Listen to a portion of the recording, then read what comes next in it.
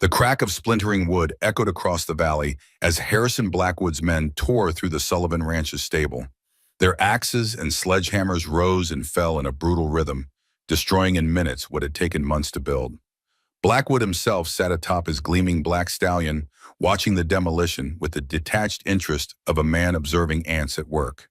His tailored suit and polished boots stood in stark contrast to the dusty work clothes of his hired men. From her position behind a cluster of pines half a mile away, Margaret Sullivan Maggie, to those who knew her, pressed a hand to her mouth to stifle a sound that was part shaw, part rage.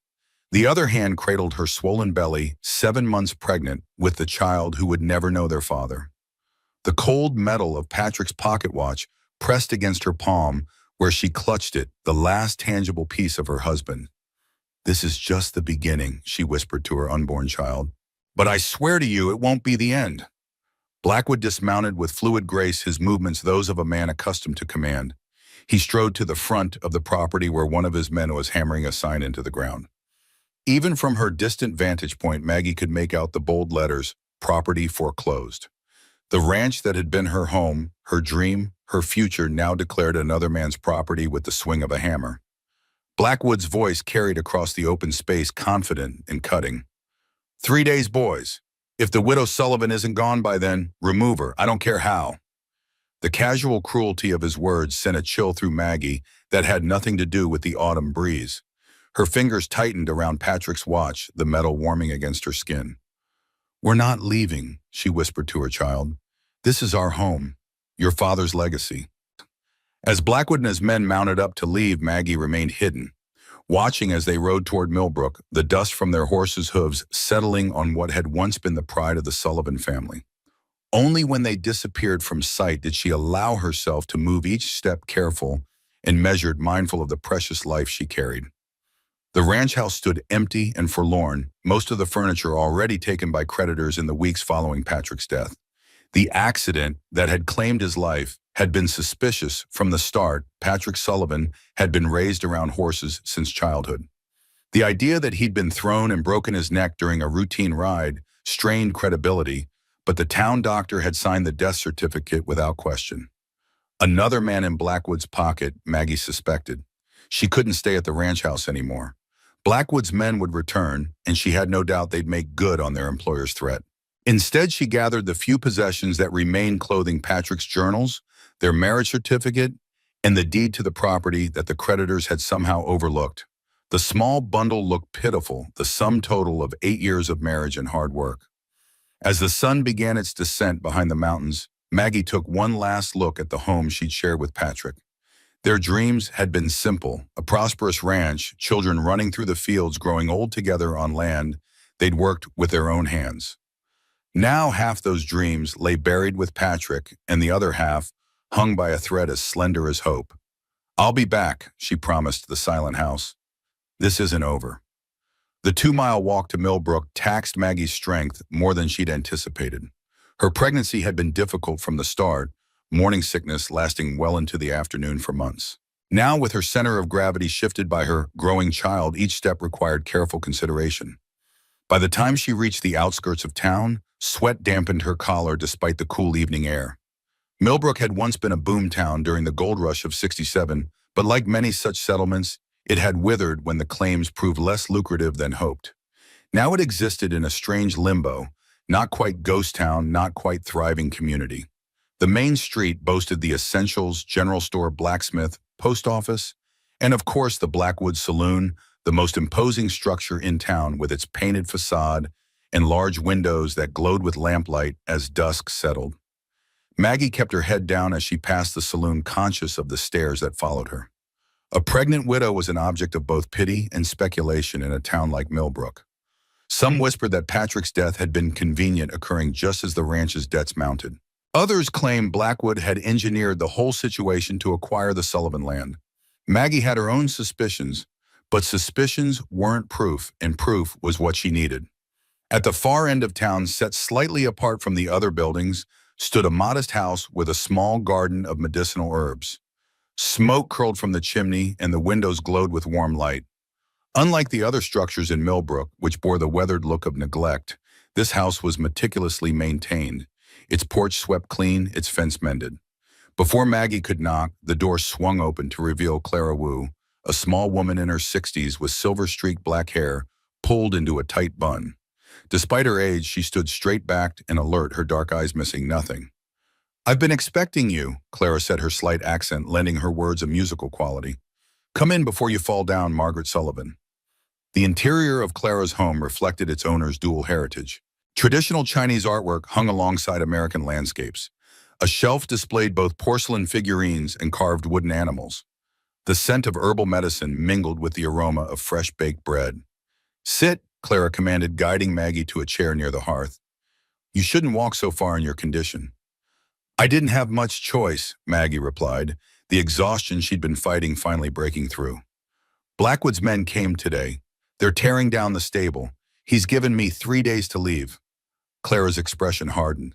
That man, a disease on this town. She busied herself preparing tea, the movements precise and practiced. "You will stay here. I have room." It wasn't a question, and Maggie felt gratitude swell in her chest. Clara Wu was one of the few people in Millbrook who had shown her kindness after Patrick's death. The Chinese woman had arrived in town 15 years earlier with her husband, who had worked on the Transcontinental Railroad. When he died of fever 5 years ago, Clara had remained supporting herself by offering traditional healing services to those willing to look beyond prejudice for relief from ailments that conventional medicine couldn't touch. "I can't pay you," Maggie said, her voice catching. "Not yet, but once I—" Clara waved away her words. "Money is not important now. Life is important." She glanced pointedly at Maggie's belly. 2 lives. The tea Clara pressed into Maggie's hands was fragrant and unfamiliar, but surprisingly comforting. As she sipped, Maggie felt some of the day's tension begin to ease from her shoulders. "How did you know I was coming?" she asked, curiosity temporarily displacing worry. A ghost of a smile crossed Clara's face. "When a wolf burns a fox's den, where does the fox go to another fox, Nam? To those the wolf has also harmed." She set a plate of bread and preserves before Maggie. "Eat, then rest. Tomorrow is soon enough for plans." Maggie ate mechanically, her mind still at the ranch, still seeing Blackwood's men destroying her home piece by piece. When she finished, Clara showed her to a small but clean room at the back of the house. A narrow bed with fresh linens stood against one wall, a washstand and mirror against another. "Sleep," Clara instructed. "Baby needs strength. Mother too." Left alone, Maggie sank onto the bed, her body grateful for the rest while her mind continued to race. From her pocket, she withdrew Patrick's last letter, written just days before his death. The paper had grown soft from frequent handling, the creases threatening to tear. "My dearest Maggie, I know you're worried about the bank's threats, but trust me when I say I've taken precautions. There's a gift for you hidden in Grandfather Sullivan's pocket watch, the one thing I pray they won't take from us. It may seem small, but it's the key to everything. This land is ours, truly ours, in ways that Blackwood and his kind will never understand. Land belongs to those who work it, care for it, love it, not to those who merely possess the papers that claim ownership. I'll explain everything when I return from town tomorrow. Keep faith, my love. Our child will inherit more than just dirt and grass. They'll inherit justice. Forever yours, Patrick." Patrick had never returned to explain. His body had been brought back the next day, the victim of a broken neck from a fall that experienced riders simply didn't take. The pocket watch had been in his vest, overlooked by whoever had gone through his possessions before returning his body. With trembling fingers, Maggie opened the watch's case. She had examined it dozens of times since Patrick's death, finding nothing unusual.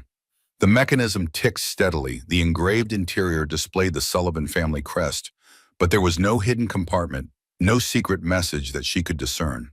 Tonight, however, desperation made her more thorough. She ran her fingertips along every surface, pressed every part that might move. Finally, she noticed a slight unevenness in the metal backing. Applying pressure in just the right spot caused a thin panel to slide open, revealing a tightly folded piece of paper. Her heart hammering, Maggie carefully extracted the hidden note. The paper was high-quality vellum, the kind used for official documents. Written in Patrick's neat hand were the cryptic words, "Land belongs to those who work it. B&B in 1869.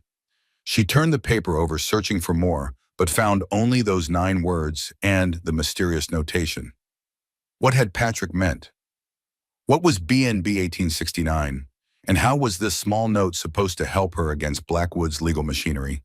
Outside, an owl called into the night, its mournful cry matching Maggie's confusion. She tucked the note back into its hiding place in the watch and placed it carefully on the nightstand. Whatever Patrick had intended, she would decipher it. She had to, for herself, for their unborn child, and for the memory of the man she had loved. Sleep came fitfully punctuated by dreams of Patrick riding away, always just beyond her reach, calling back words she couldn't quite hear. 3 days passed with agonizing slowness. Maggie spent them recovering her strength under Clara's watchful care, eating the nourishing food the older woman prepared, and drinking the herbal teas that seemed to ease the constant backache of late pregnancy. Clara asked no questions about Maggie's plans, offering, instead, quiet companionship and practical advice about the baby's impending arrival. On the third day, hunger of a different sort gnawed at Maggie, the need to see what had become of her home.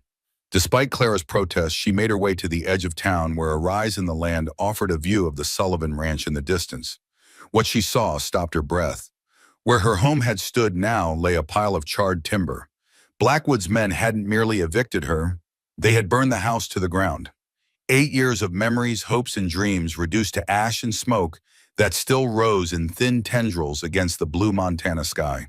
Grief rose in her throat, threatening to choke her. The baby kicked forcefully as if sensing her distress, and Maggie pressed a hand to her belly in reflexive comfort. "I'm sorry," she whispered, unsure whether she was addressing her child or Patrick's memory. "I'm so sorry." As she stood frozen by the sight of destruction, the rumble of approaching horses broke her trance. Instinctively, she stepped behind a large boulder, making herself as small as possible. A party of riders crested the hill, Blackwood at their head, his figure unmistakable, even at a distance. They stopped to survey the smoldering ruins, and Maggie heard Blackwood's laugh carry on the wind. "Perfect," he called to his men. "Now we can start with a clean slate. Begin surveying tomorrow. I want the new boundaries marked by the end of the week." The casual way he discussed erasing all traces of the Sullivan Ranch sent a wave of fury through Maggie that burned hotter than any fire. In that moment, grief crystallized into resolve. Blackwood had taken her home, but he hadn't taken her determination. Patrick had left her a clue, a way forward, and she would decipher it if it was the last thing she did. She waited until Blackwood and his men disappeared from view before making her way back to town. Her mind worked furiously, turning over the mysterious message again and again. B&B 1869. What had Patrick been trying to tell her? The main street of Millbrook was busier than usual, townspeople gathering in small groups, voices lowered in conversation. As Maggie passed, several fell silent, casting sympathetic or curious glances her way. News traveled fast in small towns, and everyone would know by now that the Sullivan Ranch was gone. Hunger twisted in Maggie's stomach, a sharp reminder that she hadn't eaten since morning. Clara would have food waiting, but Maggie hesitated to return to the Chinese woman's home so soon. Clara had already done so much, asking nothing in return. Pride, one of the few possessions Maggie had left, made her reluctant to accept more charity without offering something in exchange. The general store would extend credit to most townspeople, but Maggie knew her name was likely on a list of those to avoid. The bank had made sure everyone knew the Sullivans were in debt. That left few options. The Blackwood Saloon dominated the center of town, its freshly painted exterior, and large windows a stark contrast to the weathered buildings surrounding it. Music and laughter spilled from the open doors, along with the smell of food, real food, not the thin soups and plain bread that had been Maggie's staple since Patrick's death. She stood across the street, watching patrons come and go, her hunger warring with her hatred for the establishment's owner. The baby kicked again, more insistently, and Maggie made her decision. She would swallow her pride for the sake of her child. The noise dimmed momentarily as Maggie stepped through the bat-wing doors. Several heads turned, conversations paused, and then resumed with greater intensity. A pregnant widow in a saloon was unusual enough to merit gossip, but the widow of Patrick Sullivan entering Harrison Blackwood's establishment was practically scandalous. Maggie ignored the stares, focusing instead on making her way to the bar. The room swam slightly before her eyes, a combination of hunger, exhaustion, and the smoky atmosphere. She gripped the polished wood for support, waiting for the barkeeper to notice her. The man, Hank, if she remembered correctly, glanced up from the glass he was polishing, his expression shifting from professional neutrality to wary recognition. Mrs. Sullivan, he acknowledged, his voice carefully neutral. What can I do for you? Maggie squared her shoulders, summoning dignity despite her circumstances. I need food, whatever's cheapest. I can work for it washing dishes, sweeping floors. Hank's eyes flicked to her pregnant belly, then away, discomfort evident in the set of his mouth. Don't think the boss would approve that arrangement, ma'am. Cash-only policy here. Desperation made Maggie press on. Please, I haven't eaten since morning. My baby. She stopped, unwilling to beg further. Something like sympathy crossed Hank's face. He glanced around furtively, then slid a plate of crackers across the bar. Best I can do without the boss's say-so. Maggie reached for the meager offering with trembling fingers, gratitude warring with humiliation. The crackers were stale, but they would be something in her empty stomach. Well, well, look who's decided to grace us with her presence. The voice cut through the saloon's ambient noise like a knife, smooth as silk and cold as steel. Maggie turned to find Harrison Blackwood approaching, his movements fluid and controlled. Up close, he was younger than she had expected, perhaps 35, with the kind of conventional good looks that opened doors and lowered defenses. His suit was expertly tailored, his boots handcrafted leather, his smile practiced and utterly devoid of warmth. Mrs. Sullivan, he continued, stopping a precise distance away, close enough to intimidate, far enough to appear proper. I'm surprised to see you here. I understood you'd be leaving town by now. The words were polite, the threat beneath them unmistakable. Maggie felt heat rise in her cheeks, but kept her voice steady.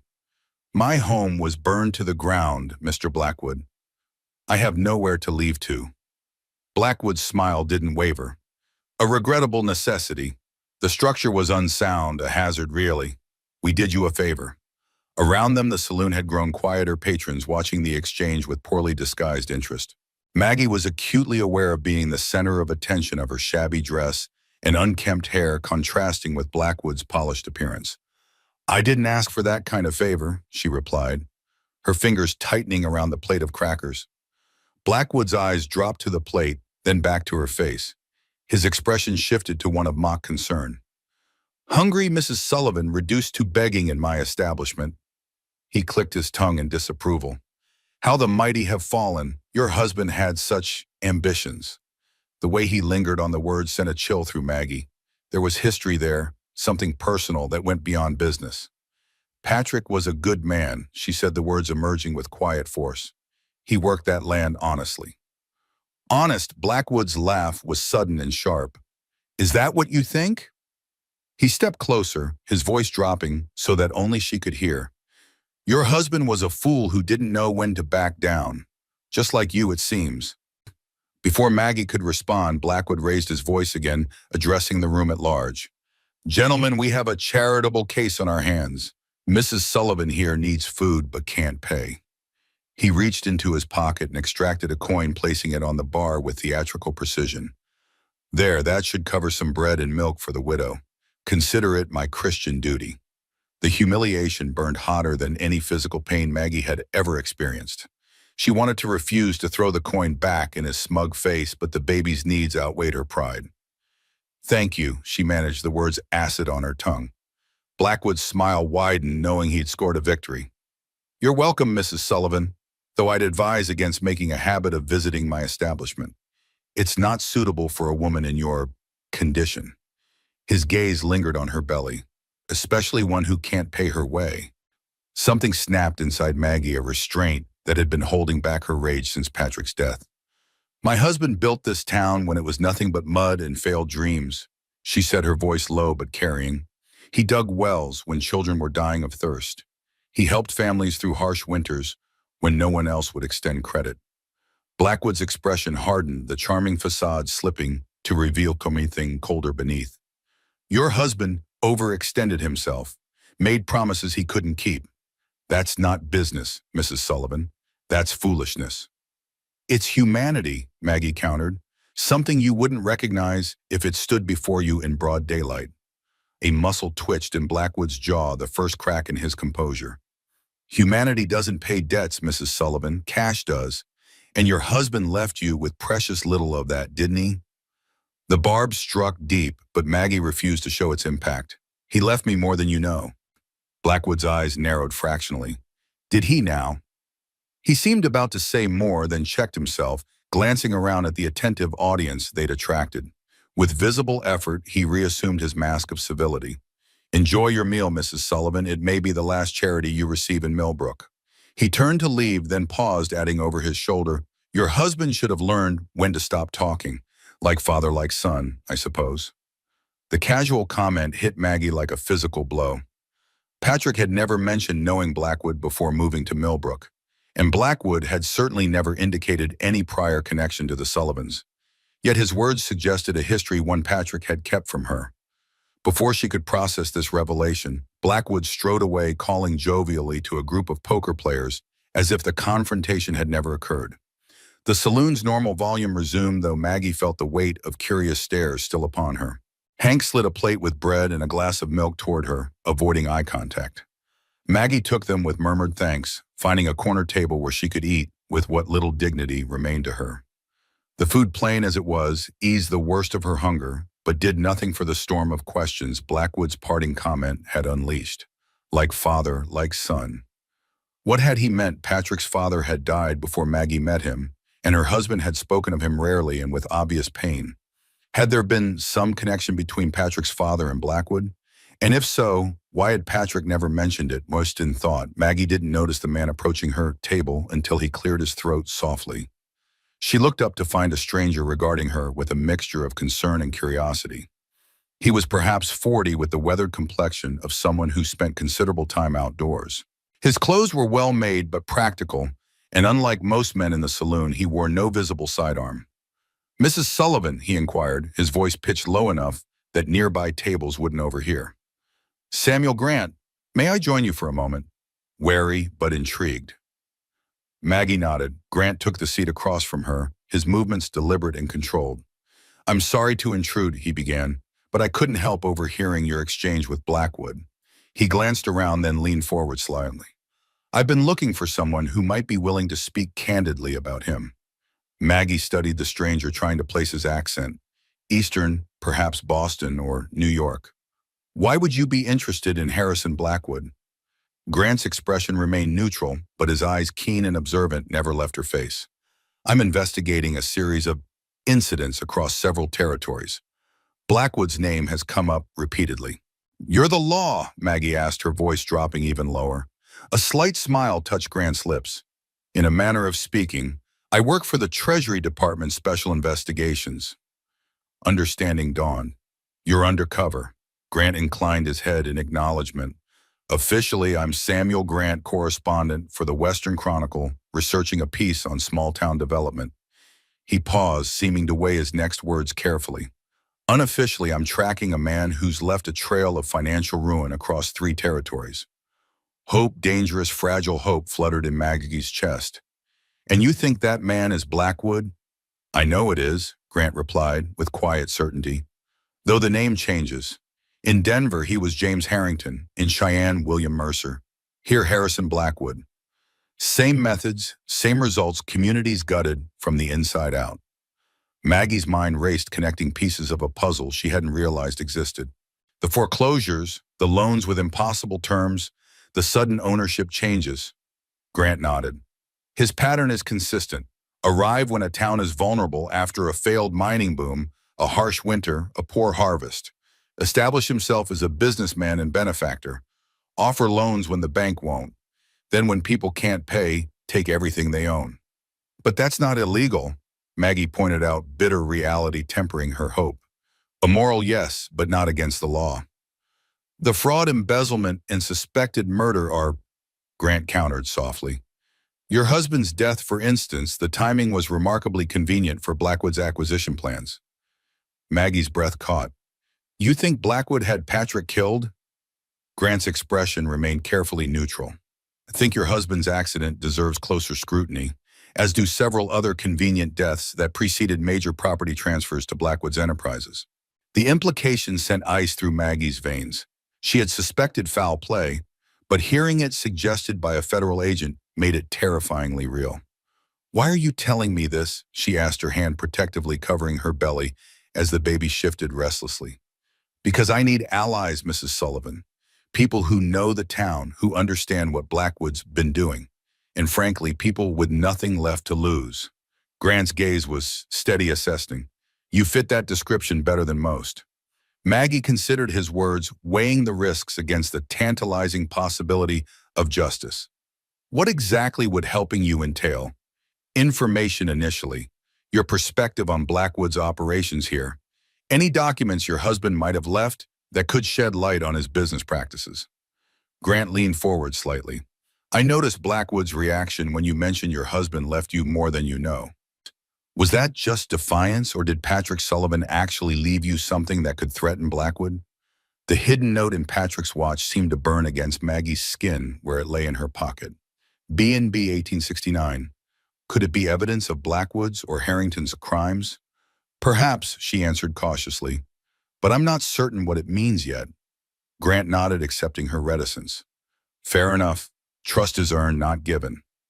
He produced a small notebook from his coat pocket, scribbled something, then tore out the page and slid it across the table.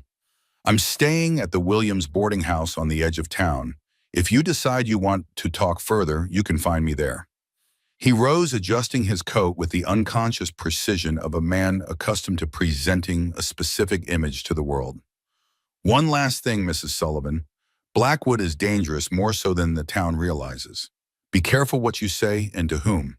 With that, he touched the brim of his hat in farewell and made his way to the bar, seamlessly transitioning into the role of a journalist interviewing locals for a story. Maggie watched him go, the piece of paper with his information clutched in her hand, her mind a whirlwind of new possibilities. The federal government was investigating Blackwood. Patrick's death might not go unpunished after all, and the cryptic note hidden in the watch might be more valuable than she had realized. As Maggie left the saloon, the weight of stares heavy on her back, a new emotion mingled with her grief and anger. Hope small but persistent, like the first green shoot after a long winter. Clara was waiting when Maggie returned, her expression a mixture of concern and relief. You went to the saloon, she stated, rather than asked, her keen eyes noting the lingering scent of tobacco smoke that clung to Maggie's clothes. I needed food, Maggie replied simply, sinking into a chair by the fire. The walk back, combined with the emotional toll of her confrontation with Blackwood, had drained what little energy she'd had. Clara made a disapproving sound but busied herself preparing tea rather than pressing the issue. Did you see at your home? Maggie nodded, the image of charred timbers rising unbidden in her mind. They burned it to the ground. Blackwood fears what he cannot control, Clara said, her voice matter of fact. He destroys rather than allows others to possess. He knew Patrick's father. Maggie said, the revelation still unsettling her. He mentioned it today, threw it in my face like it was something I should understand. Clara's hands stilled momentarily in their work. Many connections in this town go deeper than they appear. Millbrook has secrets buried in its foundations. Before Maggie could ask what she meant, Clara continued. You met someone at the saloon. Someone new. It wasn't a question, and Maggie didn't bother asking how Clara knew. The Chinese woman seemed to have an uncanny awareness of everything that happened in Millbrook, despite her somewhat isolated position in the community. A man named Grant. He says he's a federal agent investigating Blackwood. Clara's eyebrows rose slightly. Government men rarely bring good fortune. This one might, Maggie replied, explaining Grant's revelations about Blackwood's or Harrington's history in other towns. Clara listened without interruption, her expression thoughtful. When Maggie finished, the older woman was silent for a long moment, her gaze fixed on the fire. My husband saw such men on the railroad, she finally said. Men who changed names like snakes, shed skin, always moving, always taking. She looked up, her dark eyes intense. Be careful with this Grant. He may hunt the snake, but that doesn't make him your friend. Maggie nodded, accepting the wisdom in Clara's caution. I haven't decided whether to trust him yet. But if he's telling the truth, if Blackwood really is a wanted criminal, it could be the key to stopping him. There are many keys, Clara said cryptically. The trick is knowing which door to unlock first. She handed Maggie a cup of fragrant tea. Drink, rest. Tomorrow we think more clearly.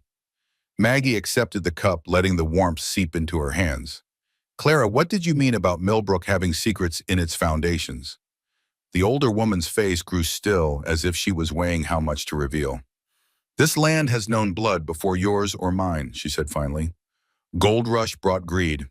Greed brought violence. Some wounds never truly heal. They just get buried under new buildings, new names, new lies. There was personal pain in her voice that made Maggie wonder what Clara herself had lost to Millbrook's buried history. Is that why you stayed after your husband died? A ghost of a smile crossed Clara's face. I stay because there is work to do. Healing needed. Not just bodies, spirits too. She nodded toward Maggie's belly. New life brings new chance. Your child might see better Millbrook than we have known. The simple faith in her words touched Maggie deeply.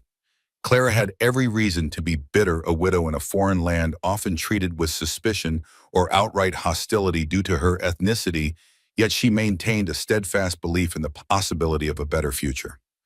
I hope you're right, Maggie said softly. Hope is good, Clara replied. Action is better. She rose, moving to a small cabinet in the corner of the room. From it, she withdrew a worn leather journal. Your husband came to me 2 weeks before he died, asked for old maps, old stories about the land. Surprise jolted through Maggie. Patrick came here. He never mentioned it. Some secrets are meant to protect, Clara said, simply offering the journal. He left this, said to keep safe, give to you if anything happened to him. With trembling hands, Maggie accepted the journal. The leather was soft with age and used the pages filled with Patrick's familiar handwriting. Dates, notes, calculations most related to the ranch's operations, but interspersed with observations about the land itself. Water sources, soil conditions, rock formations. Why would he leave this with you? Maggie wondered aloud. He trusted me, Claire replied. Few do. It is an honor I do not take lightly. She paused, then added, he was afraid, I think. Not for himself, for you, for the baby. He said knowledge was protection, but only if the right people had it. Maggie flipped through the pages, searching for anything that might explain the cryptic note in the watch. Near the back of the journal, she found a hastily sketched map of the Sullivan property with specific areas marked and annotated. One notation caught her eye. B&B marker original survey line differs from recorded deed. B&B, she breathed, the connection snapping into place. Boundary and benchmark, 1869. It's a survey reference. Clara watched her with quiet intensity. You found something else, something he hid. Maggie hesitated only briefly before withdrawing the note from her pocket. In his watch, I only discovered it last night. Clara examined the note without touching it, her expression revealing nothing. Land belongs to those who work it. B&B 1869. She read aloud. Your husband believed in justice more than law. Sometimes they are not the same thing. But what does it mean? How can a survey marker from 1869 help me against Blackwood? June. Clara returned to her chair, folding her hands in her lap with deliberate calm. Before railroad, before mining claims, government sent men to draw lines on paper. These lines became law: who owns what, where property begins and ends. Her eyes took on a faraway look. My husband helped survey crews, carried equipment, dug marker posts. He said American law, strange paper more important than people. Understanding began to dawn. Patrick found something in the original survey, something that conflicts with the current property lines. Clara nodded. Boundaries move, papers change, but original markers remain in ground, silent witnesses to first truth. Excitement kindled in Maggie's chest. If Patrick had discovered a discrepancy between the original 1869 survey and current property records, it could challenge the legal basis of Blackwood's claim to their land. But proving such a discrepancy would require access to the original survey documents. Documents that would be kept in the county records office, not in Millbrook. I need to see the original survey, Maggie said, thinking aloud. Compare it to our deed. Difficult, Clara observed. Records kept in Helena, many days' travel. Maggie's heart sank at the reminder of the practical obstacles. In her condition, traveling to Helena was out of the question. And even if she could make the journey, accessing official records would require money and influence, both of which she lacked. There must be another way, she insisted, refusing to surrender the first real hope she'd found. Patrick wouldn't have left this clue if there wasn't a way to use it. Clara seemed about to respond when a sharp knock at the door interrupted them. Both women tensed, Maggie hastily tucking the note and journal out of sight. Clara moved to the window, peering cautiously through a gap in the curtains. "Sheriff," she reported, her tone neutral. Maggie's pulse quickened. Sheriff Reynolds was nominally the law in Millbrook, but everyone knew he was firmly in Blackwood's pocket. His arrival so soon after her confrontation at the saloon couldn't be coincidence. "Should I hide?" she whispered. Clara shook her head. "No point. He knows you're here." She straightened her shoulders. "Let me talk. Say little." The knocking came again, more insistent. Clara opened the door just wide enough to reveal Sheriff Reynolds standing on the porch, his weathered face set in lines of official disapproval. "Evening, Mrs. Wu," he said, touching the brim of his hat in cursory politeness. "I need a word with Mrs. Sullivan if she's available." "It's late," Clara replied, not moving from the doorway. "She is resting. Come tomorrow." Reynolds sighed, a man performing an unpleasant duty. "This won't wait, ma'am. There's been a complaint." "And what kind of complaint?"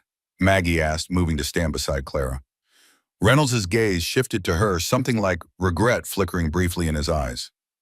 "Disturbance at the Blackwood Saloon earlier today. Mr. Blackwood claims you made threats against his property in person." Indignation flared in Maggie's chest. "That's absurd. He humiliated me in front of the entire saloon. If anyone made threats, it was him."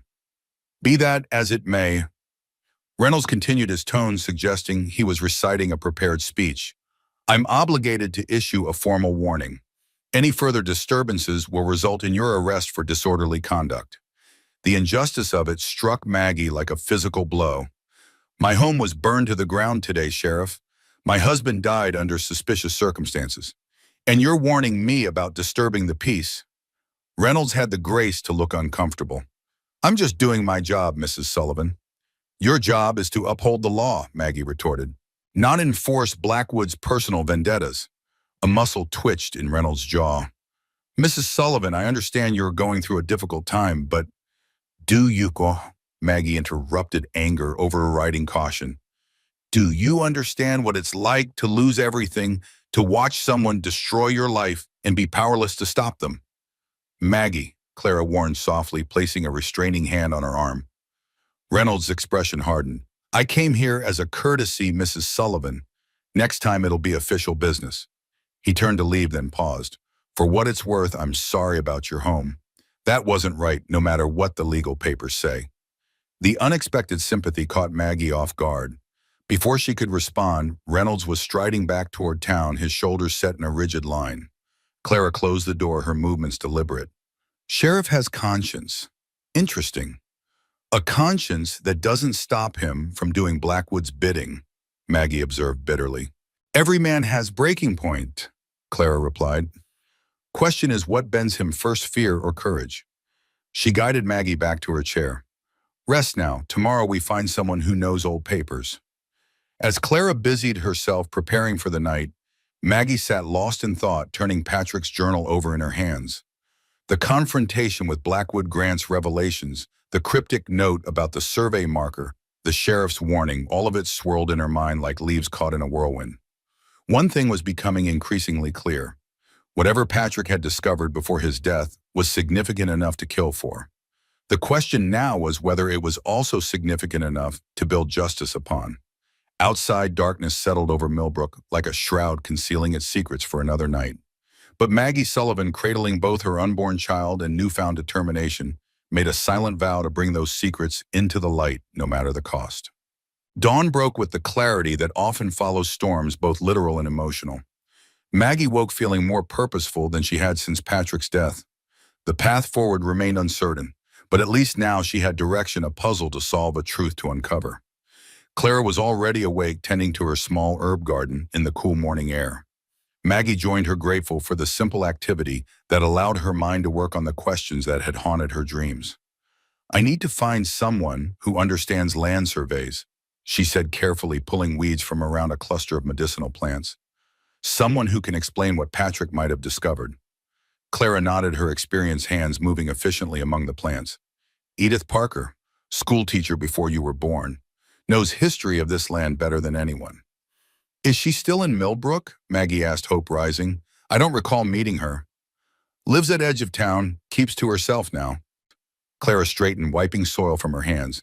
"Mind sharp as ever, though. If anyone knows old maps, old boundaries, it's Edith."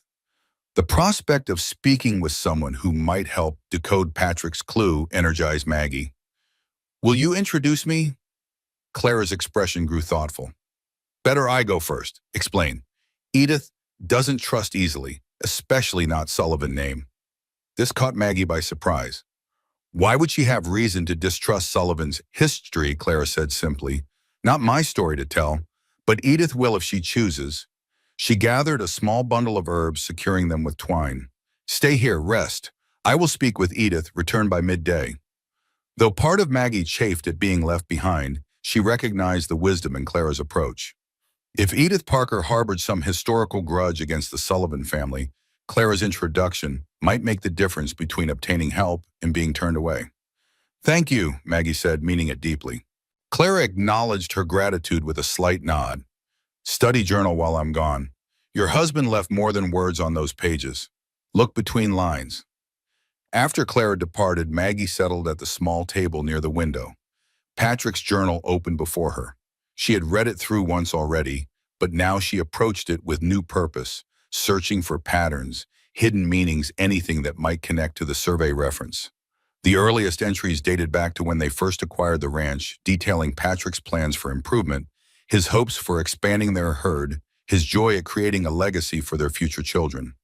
Reading his words so full of life and purpose sent a fresh wave of grief through Maggie. She allowed herself to feel it, fully acknowledging the loss without letting it overwhelm her determination. As she progressed through the journal, she noticed subtle changes in Patrick's focus. About 6 months ago, his entries began to include more observations about the land itself, not just in terms of ranching potential, but geological features, water sources, and oddly specific notes about certain rock formations on the property. One entry from 4 months ago caught her attention. Found unusual rock formations in North Pasture today. Quartz veins unlike anything else on the property. Reminded me of formations near the Silver Bow Strike of '66. Worth investigating further. The next several entries tracked Patrick's growing interest in these formations, including sketches and notes about similar features he'd observed elsewhere in the territory. Then 3 months ago, a terse entry confirmed my suspicions today. Sample test positive. Must proceed carefully. B, not to be trusted. B, Blackwood. It had to be. But what had Patrick confirmed? What sample had tested positive? And why did he suddenly distrust Blackwood? The entries following that revelation became increasingly cryptic, with references to the old markers and original boundaries appearing more frequently. Patrick had clearly been building towards some significant discovery, one that had made him cautious enough to encode his findings. The final entry, dated just 2 days before his death, read simply, "Records don't match reality. B knows. Meeting tomorrow to confront. If anything happens, the truth is in the watch, and with C must be Clara." And the truth in the watch was the note about the 1869 survey.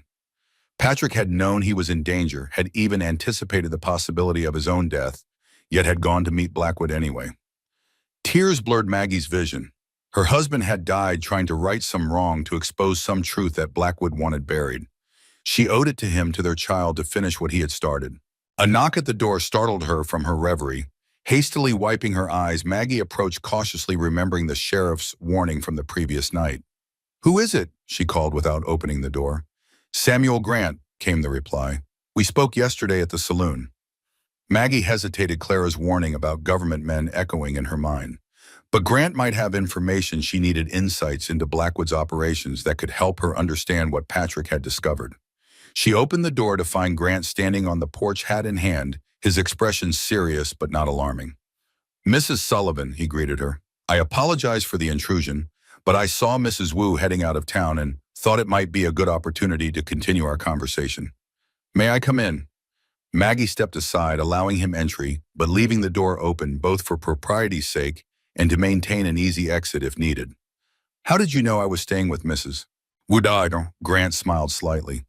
"Small towns have few secrets, Mrs. Sullivan, especially for someone trained to look for them." He remained standing, seemingly conscious of the impropriety of sitting alone with a woman in her home, however temporary that home might be.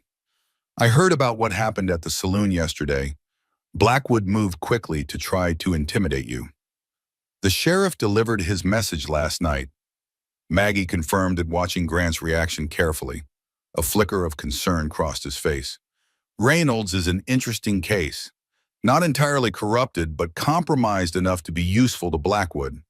He paused, studying her with that same assessing gaze from the saloon. You've been busy since our talk. Found something in your husband's papers, perhaps? The directness of the question put Maggie on alert. What makes you think that? Because Blackwood sent one of his men to watch this house after the sheriff left last night, Grant replied matter-of-factly. He's worried about something you might know or have. Alarm shot through Maggie. We're being watched. Grant corrected. I took the liberty of discouraging the gentleman in question. But Blackwood will send others. His expression grew more serious. Which is why I'm here, Mrs. Sullivan. Whatever you've found, whatever you suspect, you need protection to pursue it. I can provide that. The offer was tempting, but Maggie remained cautious. And in return, information that helps me build my case against Blackwood. Evidence of his criminal activities across territorial lines. Grant's directness was refreshing after Blackwood's smooth manipulations. I've been tracking him for over a year. I know his patterns, his associates, his methods. What I need is documentation paper trails that connect Harrison Blackwood to his previous identities and crimes. Maggie considered her options. Grant was right about one thing: she couldn't pursue Patrick's clues alone, not with Blackwood already suspicious and watching. And if Grant truly was a federal agent, his resources and authority would be invaluable. My husband left a note, she said, finally deciding to test Grant's reactions without revealing everything. It references a boundary survey from 1869. He seemed to think it was important enough to hide. Grant's eyebrows rose slightly. Land boundaries. That's not what I expected. What did you expect? Banking records, proof of fraud, perhaps evidence of violence. He rubbed his chin thoughtfully. But property lines, that's interesting, especially given Blackwood's pattern of land acquisition. Maggie felt a small thrill of validation. Grant wasn't dismissing Patrick's clue, he was trying to fit it into what he already knew about Blackwood. My husband mentioned finding unusual rock formations on our property. She continued, watching Grant carefully. He was increasingly interested in them in the months before his death. Understanding dawned in Grant's eyes. Silver, he said quietly, or gold. The Sullivan Ranch sits on a deposit. The possibility had occurred to Maggie while reading the journal, but hearing Grant articulate it made it suddenly blindingly obvious. That's why Blackwood wanted our land so badly. Not for grazing or timber, but for what's beneath the surface. It fits his pattern, Grant confirmed. In Colorado, he acquired properties along the Front Range just before a major silver strike was announced. In Wyoming, it was coal deposits. He has an uncanny ability to anticipate resource discoveries or inside information about them. A horrible thought struck Maggie. What if it wasn't just anticipation? What if Patrick discovered the deposit and Blackwood found out? Grant's expression grew grim. Then your husband's death becomes not just convenient, but necessary from Blackwood's perspective. A man willing to eliminate obstacles to acquire land wouldn't hesitate to eliminate a person. The cold certainty in his voice confirmed Maggie's worst fears. Patrick hadn't died in an accident. He'd been murdered for what he knew, for what he'd discovered about their land. I need to see the original survey, she said, the urgency of her quest growing. Patrick believed there was some discrepancy between the 1869 boundaries and current records, something that might invalidate Blackwood's claim. The Territorial Land Office would have those records, Grant mused. But accessing them without raising suspicion would be difficult. Blackwood likely has contacts there who would alert him to any inquiries. Mrs. Wu has gone to speak with Edith Parker, a former schoolteacher who apparently knows the history of land claims around Millbrook. She might have information that could help. Grant nodded approvingly. A wise approach. Local knowledge often reveals shortcuts that official channels miss. He glanced toward the open door, his expression shifting to one of professional assessment. I should go. My presence here will already be noted, and I don't want to draw more attention to you than necessary. He reached into his coat pocket and withdrew a small revolver, offering it to Maggie. Take this. It's small enough to conceal but effective at close range. Maggie stared at the weapon, torn between the security it offered and the danger it represented. I've never fired a gun, she admitted. It's simple enough, point and squeeze the trigger, but the mere presence of it may deter trouble. When she still hesitated, Grant added gently, Mrs. Sullivan, you're investigating a man who's already taken everything from you, including potentially your husband's life. Don't underestimate what he might do to protect his interests. Put that way, the decision was clear. Maggie accepted the revolver, its weight both reassuring and terrifying in her hand. I'll return this evening to speak with both you and Mrs. Wu, Grant said, moving toward the door. Perhaps by then we'll have more pieces of this puzzle assembled. After he left, Maggie sat with the revolver in her lap, and its presence a tangible reminder of the danger she faced. Grant was right. Blackwood had already demonstrated his willingness to destroy her home and livelihood. If he believed she possessed information that could threaten his operations, he wouldn't hesitate to eliminate her as well. The baby kicked a sharp reminder of everything at stake. Maggie placed the revolver on the table and returned to Patrick's journal, determined to extract every clue, every hint that might lead to the truth her husband had died protecting. Outside, Millbrook went about its morning business, unaware that beneath its dusty streets and weathered buildings, currents of long-buried secrets were stirring, threatening to break the surface and change everything. I've written the first part of your story, Land of Justice, based on the detailed outline you provided. This section introduces Maggie Sullivan, a pregnant widow who discovers her husband Patrick left hidden clues about the true nature of their land before his suspicious death. After Harrison Blackwood burns down her home and humiliates her at his saloon, Maggie begins unraveling the mystery with help from Clara Wu, a Chinese healer, and Samuel Grant, an undercover treasury agent.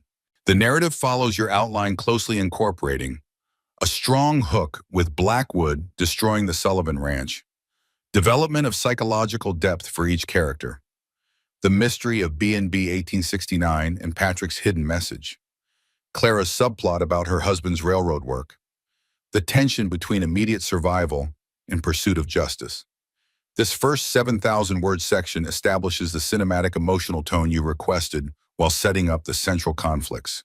Would you like me to continue with part 2, or would you prefer to provide feedback on this section first? Clara returned shortly after midday, her expression thoughtful as she hung her shawl by the door.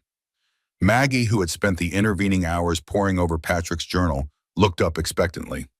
Did you speak with Edith Parker? She asked, setting aside the journal. Clara nodded, moving to the stove where a pot of soup simmered. She will see you, but she paused, stirring the soup with deliberate care. She has conditions. What kind of conditions? You must go alone, and you must bring your husband's journal. Clara ladled soup into 2 bowls, placing one before Maggie. She is particular. Age gives her this right. Maggie accepted the bowl with murmured thanks, though her appetite had been eclipsed by curiosity. Did she say why she distrusts the Sullivan name? Not for me to tell, Clara replied, taking her seat across the small table. Some stories belong to those who live them. She blew gently on her soup. I told her about the note in the watch.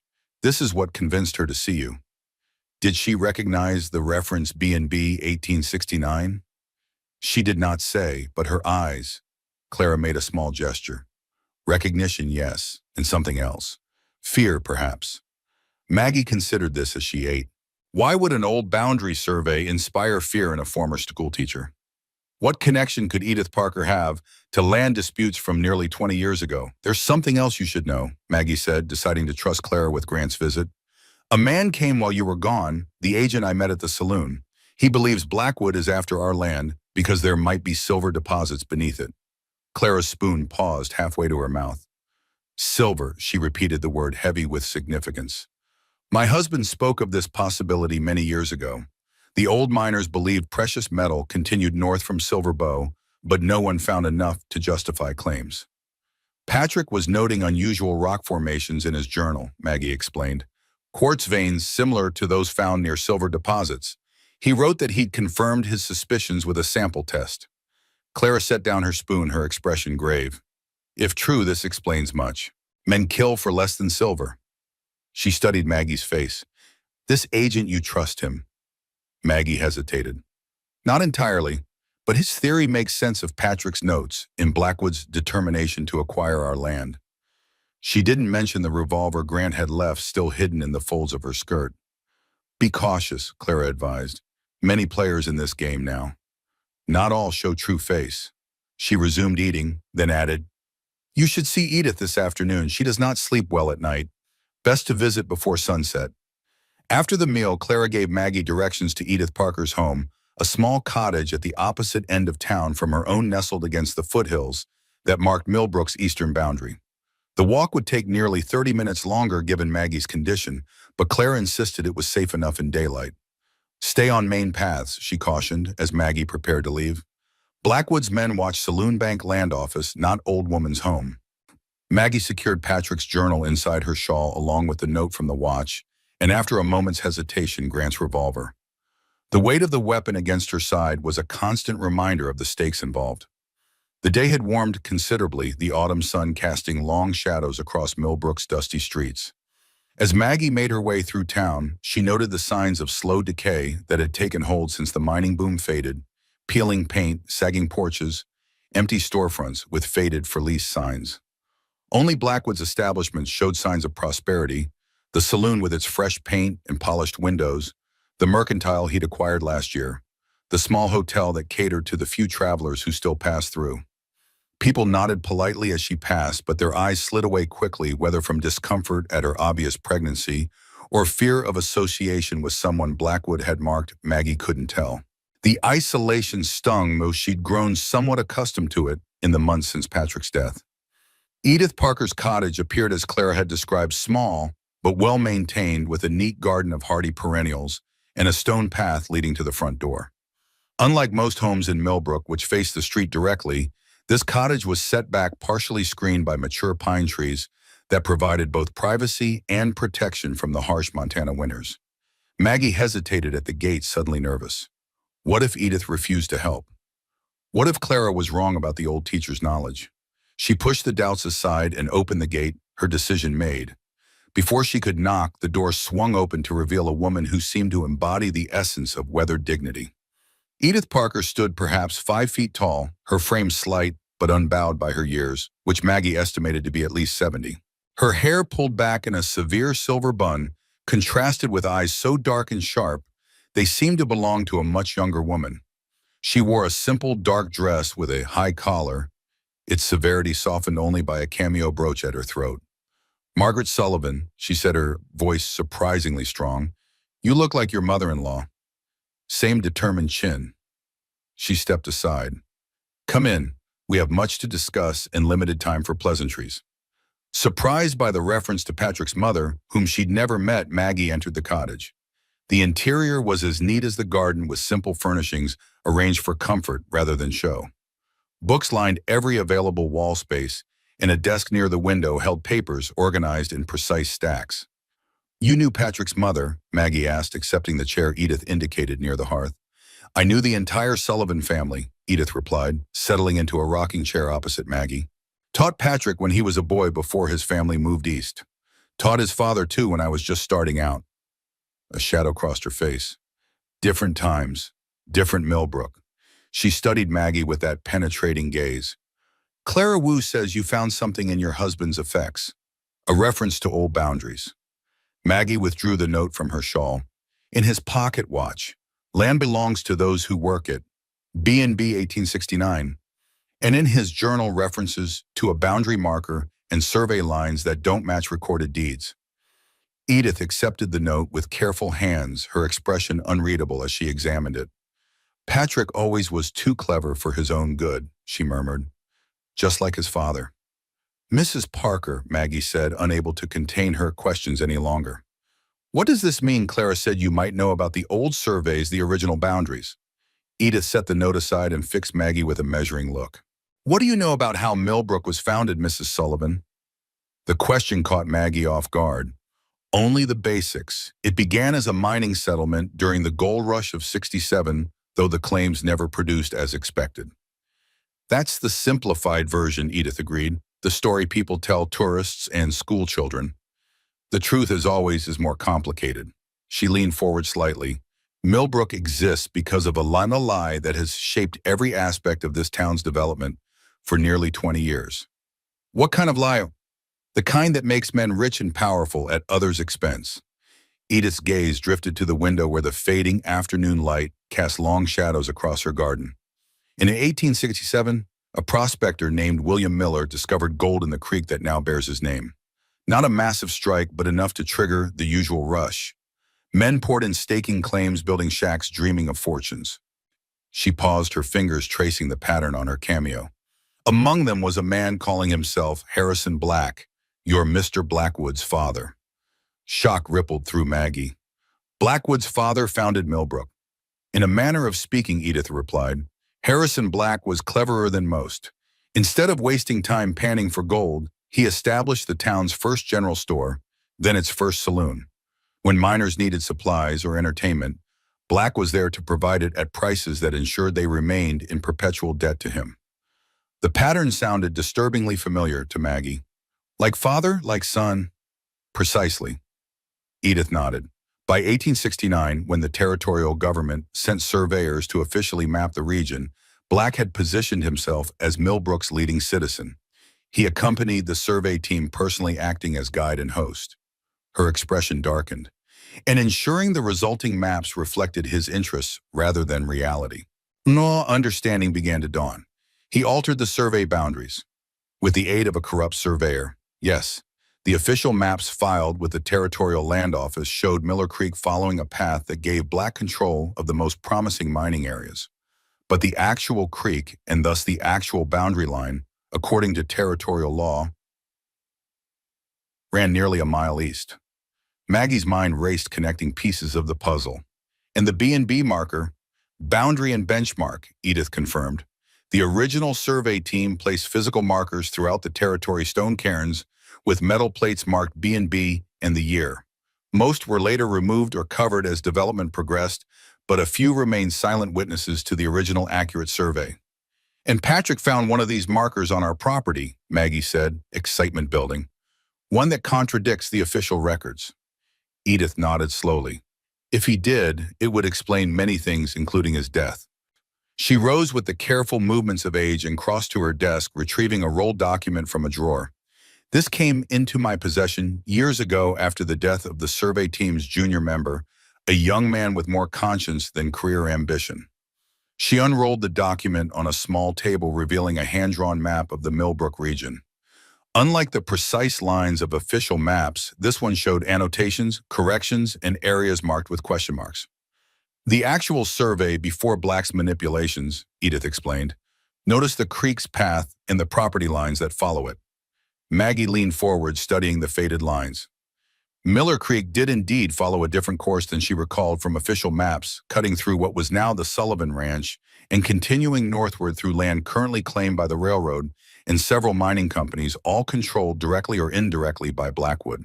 If this map is accurate, Maggie said slowly, then a significant portion of what Blackwood claims as his property is actually rightfully owned by others. Yes, Edith finished, including potentially your ranch. She carefully re-rolled the map. But proving this after nearly 20 years would be virtually impossible without physical evidence, like an original boundary marker. Hope surged in Maggie's chest. And that's what Patrick found. That's what the note means. There's a B&B marker on our property that proves the original boundary line. If it still exists, Edith cautioned, and if you can locate it, the Sullivan Ranch covers considerable acreage. Maggie opened Patrick's journal, turning to the pages with his rough property sketches. He marked areas of interest here. This must be where he found the marker. She pointed to a notation in the northern pasture near where Patrick had also noted unusual rock formations. Edith studied the sketch, then nodded slowly. Possible. That area would align with where the original survey team would have placed markers along Miller Creek's true path. She looked up, her expression grave. But understand what you're contemplating, Mrs. Sullivan. If you pursue this, if you challenge the foundation of Blackwood's empire using this evidence, you are not just fighting one man. You're threatening the legal basis of land ownership throughout the region. The magnitude of what Patrick had discovered settled heavily on Maggie's shoulders. No wonder he had been cautious in coding his findings and hiding them in multiple locations.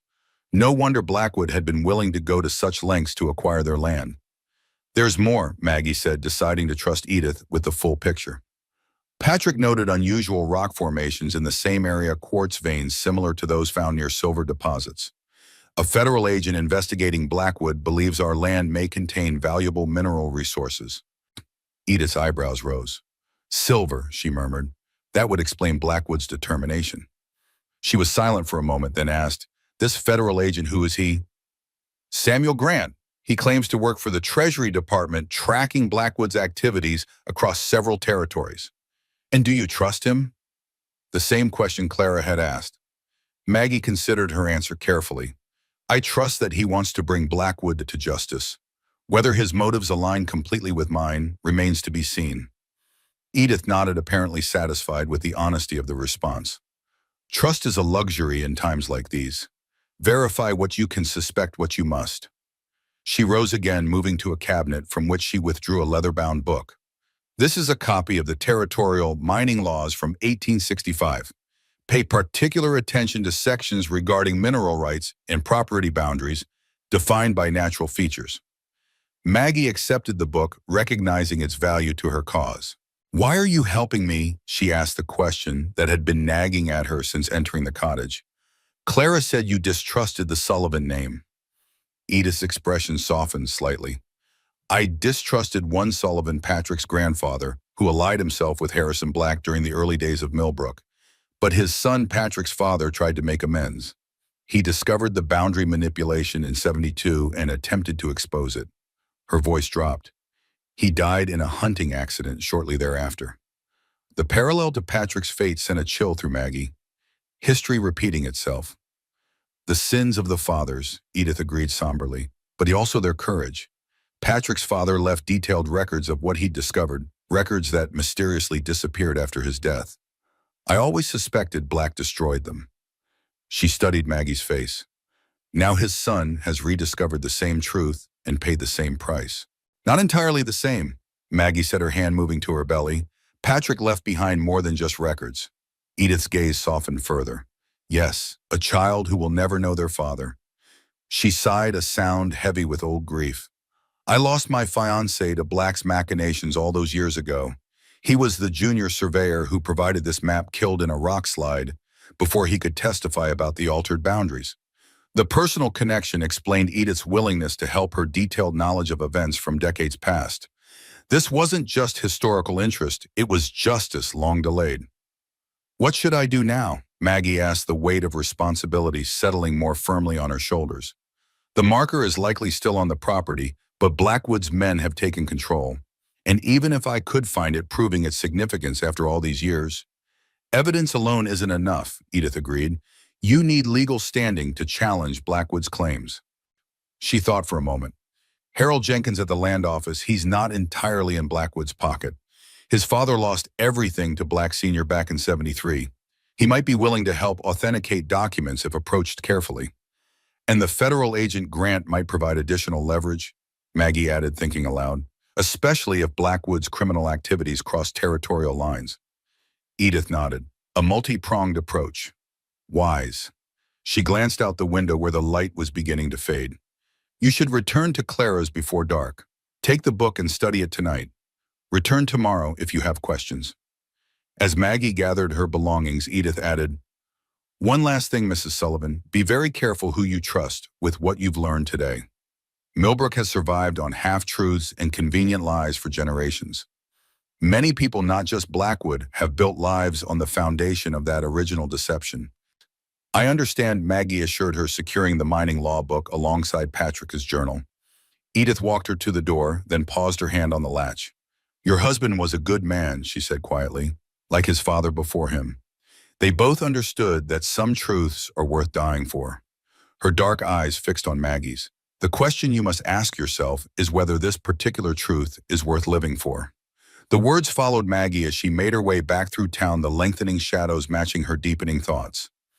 Edith was right. Uncovering the truth about the boundary manipulation and potential silver deposits wouldn't bring Patrick back. But it might bring justice, not just for him, but for all those who had suffered under the Blackwood dynasty's corrupt influence. The main street was quieter now, shops closing for the evening, though light and noise spilled from the Blackwood Saloon as she passed. Maggie kept her head down, the books and journal concealed beneath her shawl, acutely aware of the revolver's weight against her side. She was so focused on avoiding attention that she nearly collided with Sheriff Reynolds as he emerged from the mercantile. "Mrs. Sullivan," he said, steadying her with a hand on her arm, "you shouldn't be out alone this close to dark." Maggie stepped back, uncomfortably aware of the incriminating material she carried. "I'm on my way back to Mrs. Wu's now, Sheriff." Reynolds glanced around, then lowered his voice. "Listen, I'm not supposed to tell you this, but Blackwood's been asking questions about you, specifically about any documents your husband might have left behind. He's offering a reward for information." Surprise at this unexpected warning made Maggie careless. "Why are you telling me this?"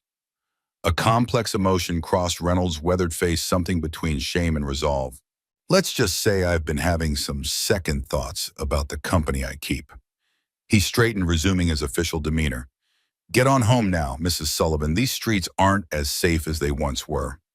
With a tip of his hat, he continued on his way, leaving Maggie to puzzle over this unexpected development. Was Reynolds having an attack of conscience, or was this some elaborate ploy to gain her trust for Blackwood's benefit? She continued toward Clara's house, her steps quickening as twilight deepened. The information she now possessed felt dangerous, a burning coal she carried wrapped in flimsy paper. Edith's revelations had transformed Patrick's cryptic clue into a potential weapon against Blackwood, but wielding it would require careful planning and powerful allies. Clara was waiting on the porch when Maggie arrived, her usual calm demeanor tinged with anxiety. "You were gone long," she observed, ushering Maggie inside. "I worried." Edith had much to share, Maggie explained, setting down her precious burden of books and papers on the table. "The boundary reference, it's evidence of fraud that goes back to Millbrook's founding, and it's connected to potential silver deposits on our land." Clara listened intently as Maggie recounted Edith's revelations about the altered survey boundaries, Harrison Black's manipulations, and the parallel between Patrick's fate and his father's. "History circles like hawk," Clara observed when Maggie finished. "Same patterns, new generation." She poured tea for them both, the familiar ritual grounding after the day's unsettling discoveries. "What will you do now?" "I need to find the boundary marker Patrick discovered," Maggie said, sipping the fragrant tea gratefully. "It's physical proof of the original survey line. But the ranch is—" She trailed off, the reality of her situation reasserting itself. "Blackwood controls the property now. His men would stop me before I got anywhere near the northern pasture." "Not all his men loyal," Clara noted. "Sheriff warned you today. Others might help too if approached correctly." Maggie recalled Reynolds' unexpected caution. "I'm not sure I trust his warning. It could be a trap." "Trust no. Use perhaps." Clara's expression grew thoughtful. "Sheriff's wife, my patient, very sick last winter, influenza. I helped when doctor gave up. She lives because of old medicine, old knowledge." She tapped her fingers against her teacup. "Reynolds remembers this debt." This new information cast the sheriff's warning in a different light.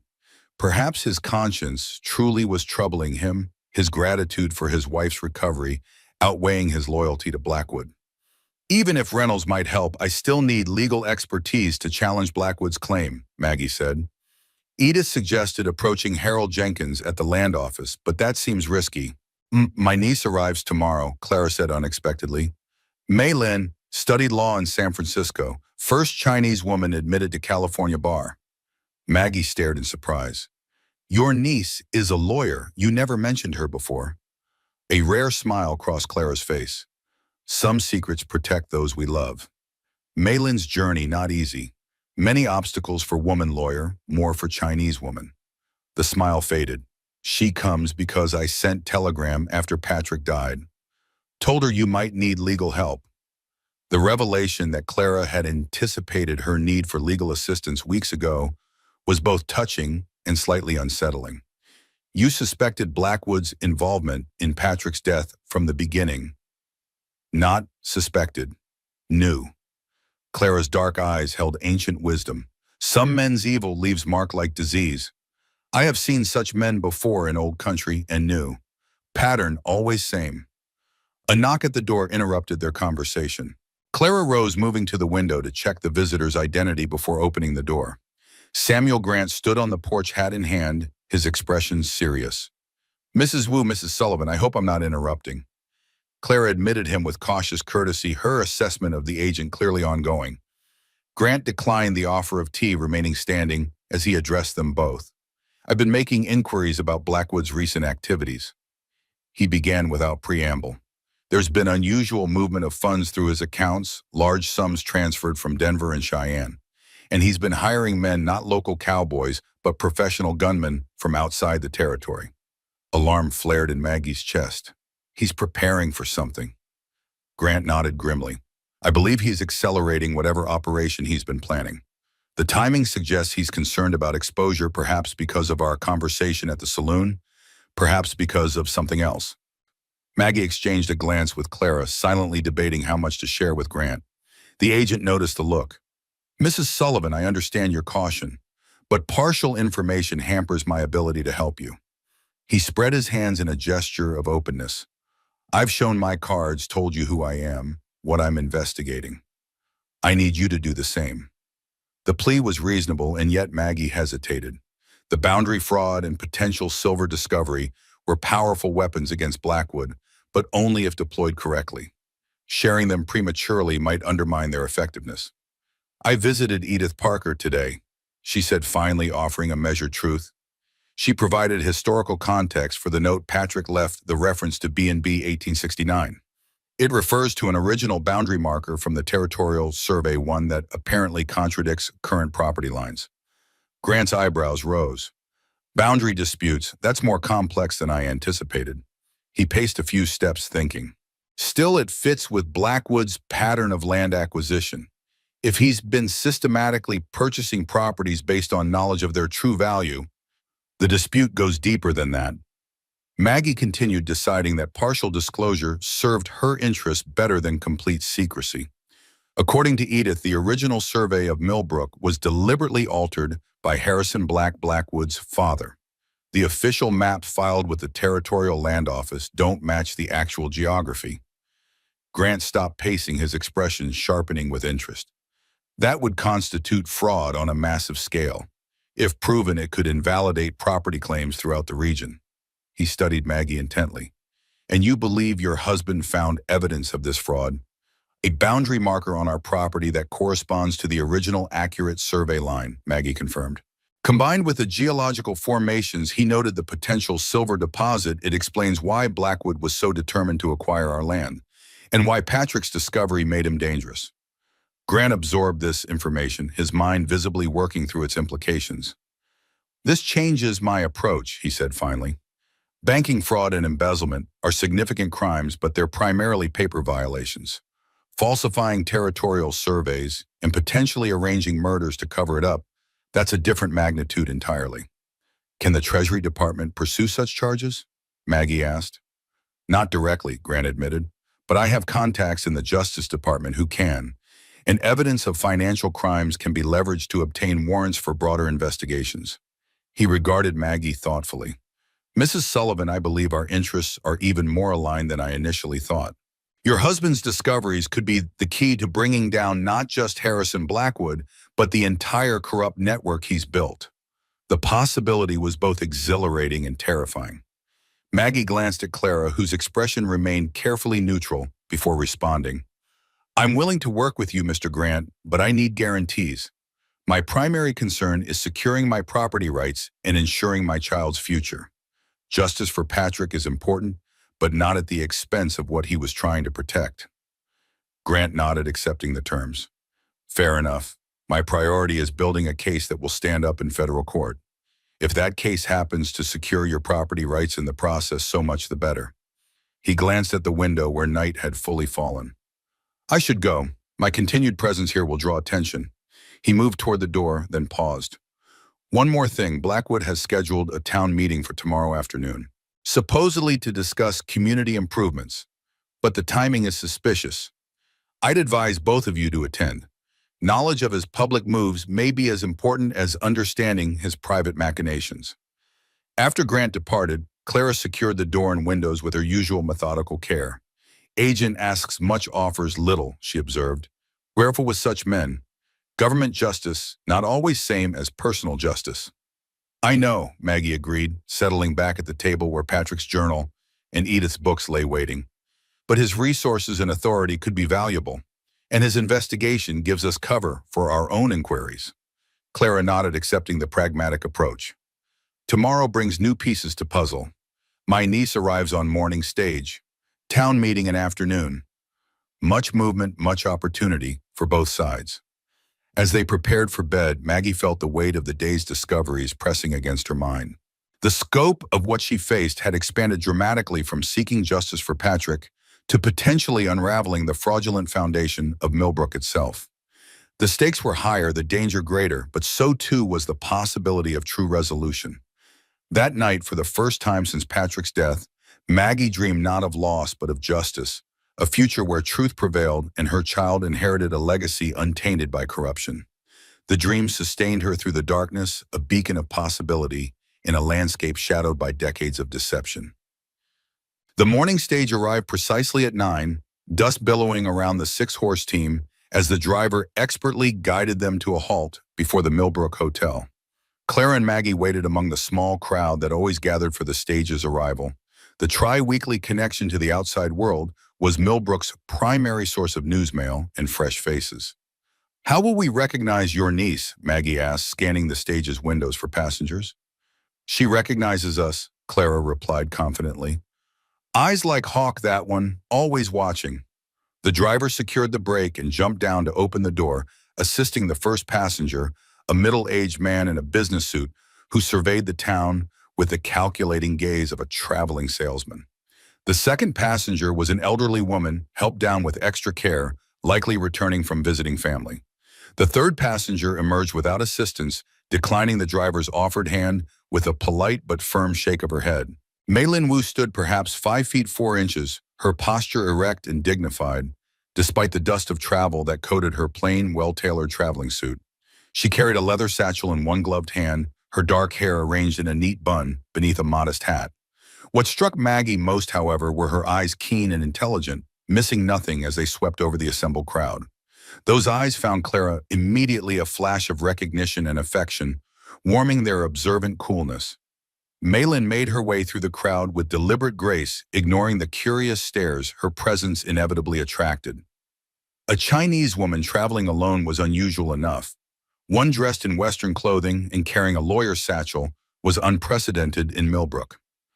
"Aunt," she greeted Clara in English, bowing slightly before accepting the older woman's embrace. Her accent was minimal, her diction precise and educated. "Niece," Clara responded, obvious pride in her voice. "Journey was good. Uneventful, which is all one can reasonably hope for," Maylin replied with a small smile. She turned to Maggie, extending her hand in the Western fashion. "Mrs. Sullivan, I presume? My aunt has written of your situation. I'm very sorry for your loss." The formality and composure of the greeting belied the young woman's obvious fatigue from travel. Maggie accepted the handshake, noting the firm grip.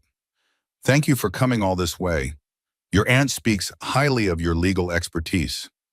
Maylin's expression revealed nothing, but her eyes assessed Maggie thoroughly. "Let's reserve judgment on my expertise until we've discussed your case properly. For now, I would appreciate a chance to refresh myself after the journey." They collected Maylin's trunk from the stage and made their way back to Clara's house, aware of the curious glances that followed them. News of the Chinese lawyer's arrival would spread through Millbrook within hours, inevitably reaching Blackwood's ears. Once inside, with the door securely closed, Maylin's formal demeanor softened slightly. She removed her hat and gloves, accepting the tea Clara immediately prepared. "I researched Patrick Sullivan's death before leaving San Francisco," she said without preamble, addressing Maggie directly.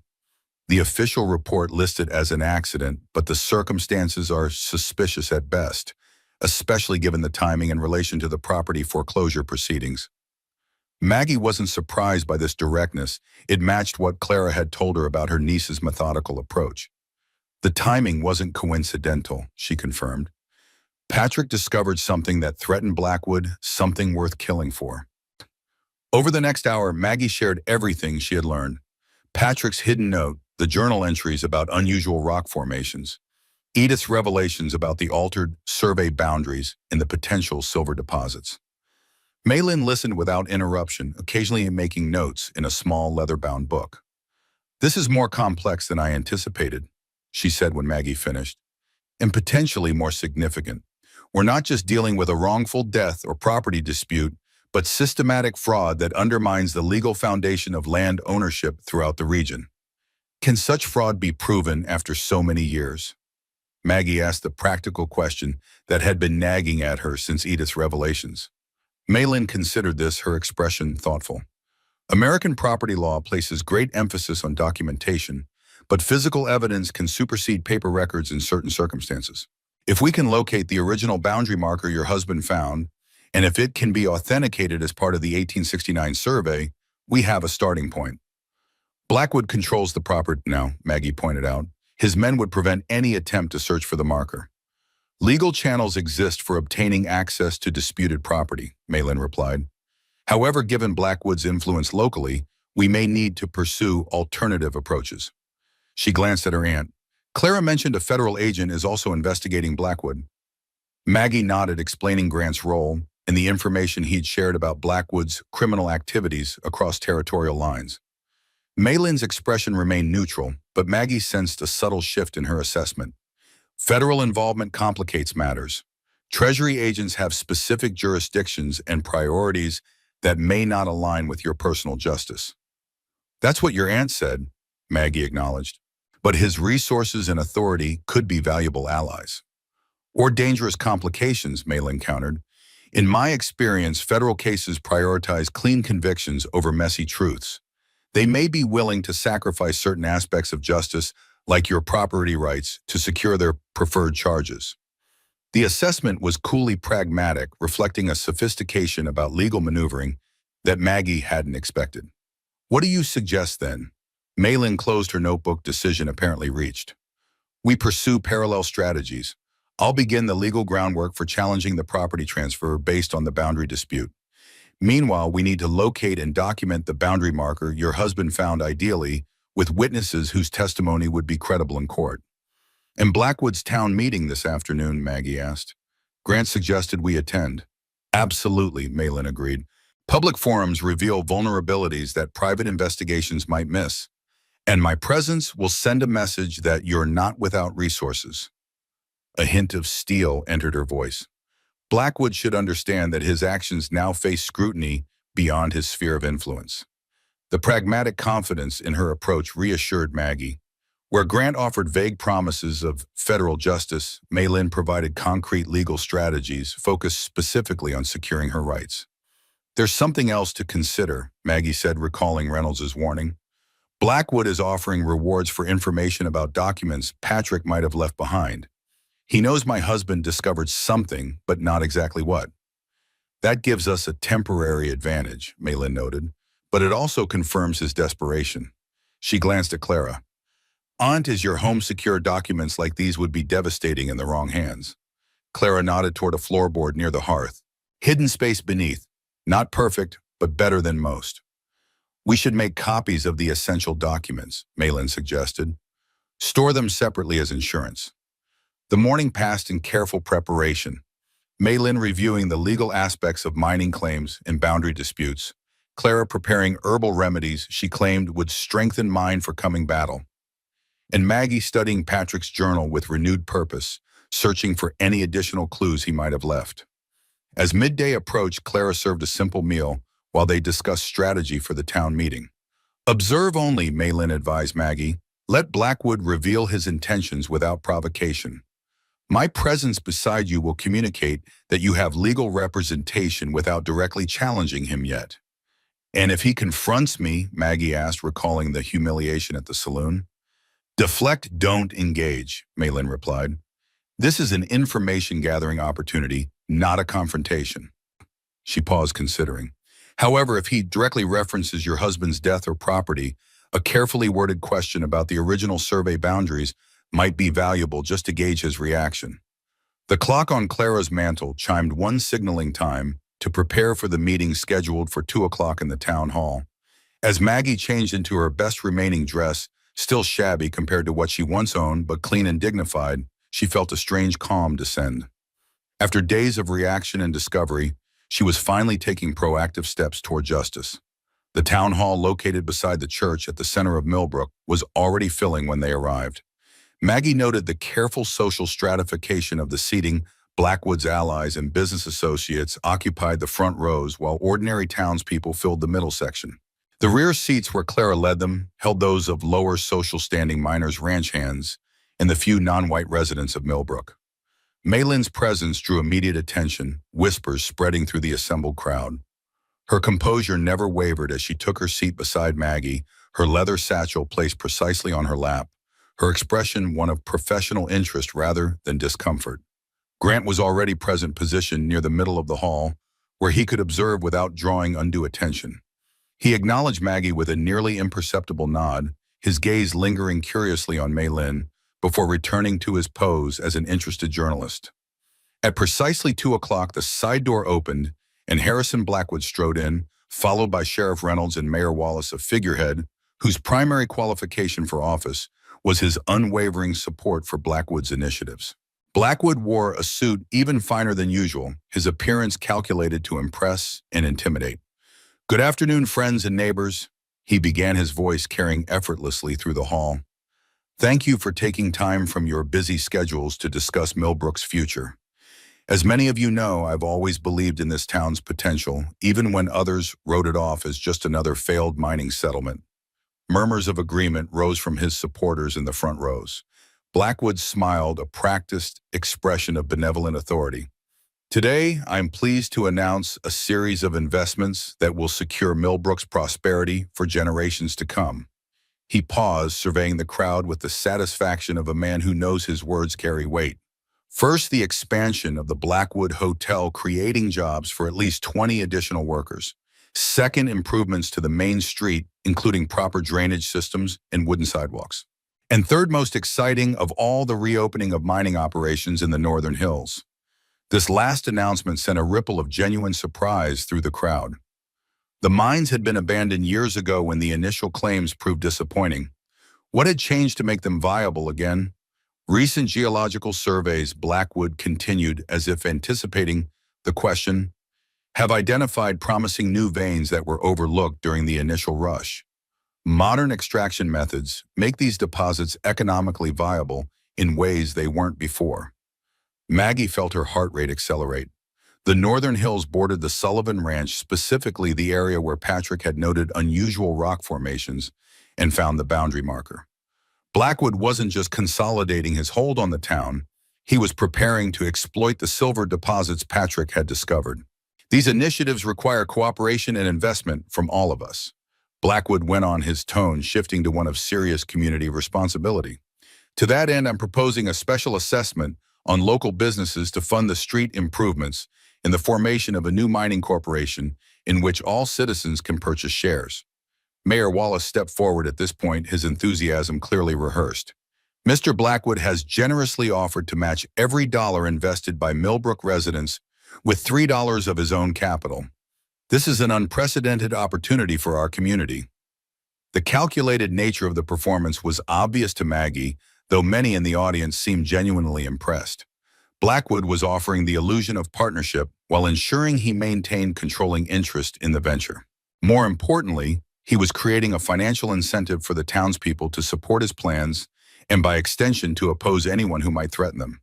Questions followed, most from obvious plants who asked exactly the right prompts for Blackwood to elaborate on his generosity and vision. Throughout it all, Maylin observed with the detached interest of a scientist studying an unfamiliar species, while Clara remained impassive, her thoughts hidden behind years of practiced inscrutability. Finally, a question from a genuine townsperson, Harold Jenkins, from the land office, the man Edith had suggested might be sympathetic to their cause. "Mr. Blackwood," Jenkins began, his voice steady despite the attention suddenly focused on him. "These mining claims you're reopening, they're based on the original territorial surveys, correct? Some of us have heard rumors about well discrepancies in the old boundary lines."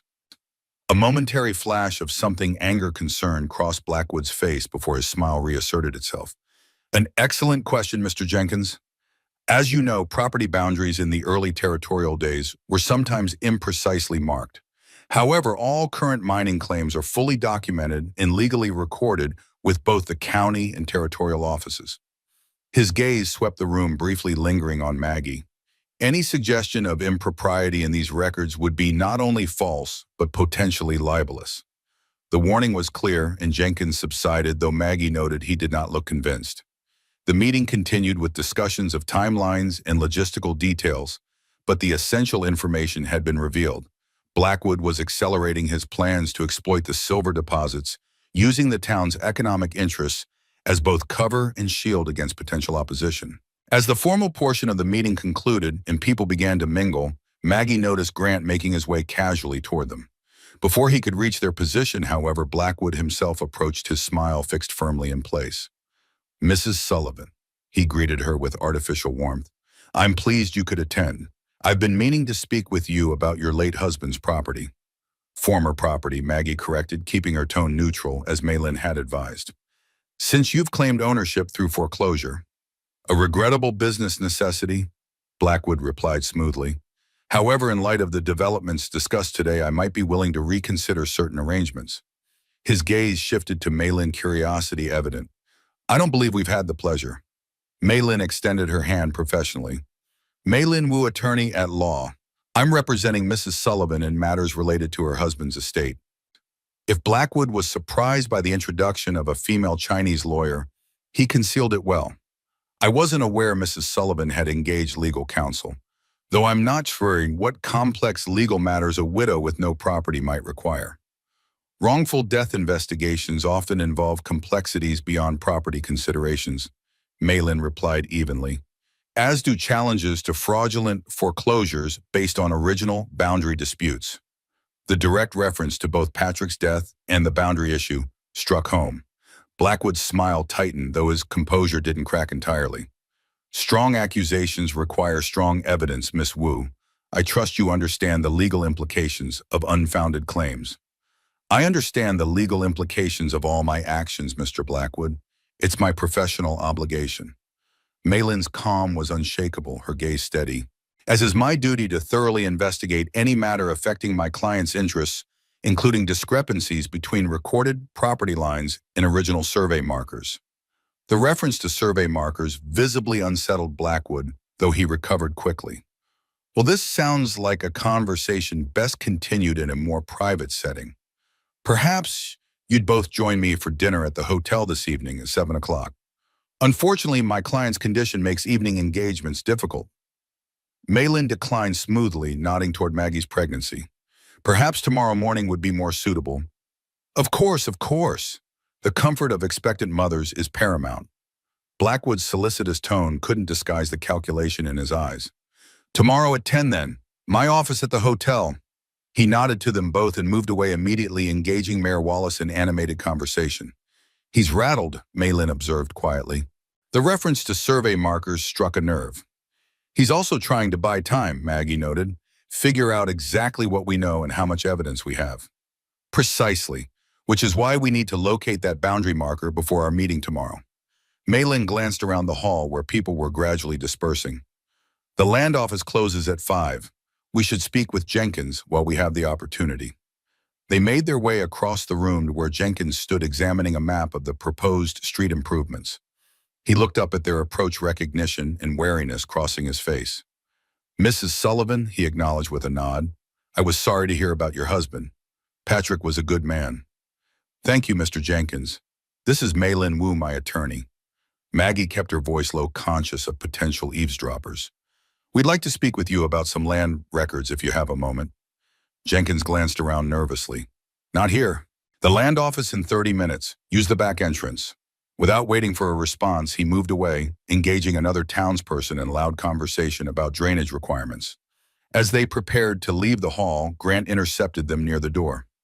"Interesting developments," he murmured, maintaining the appearance of casual conversation. "Blackwood's accelerating his timeline. The mining announcement wasn't supposed to happen for weeks."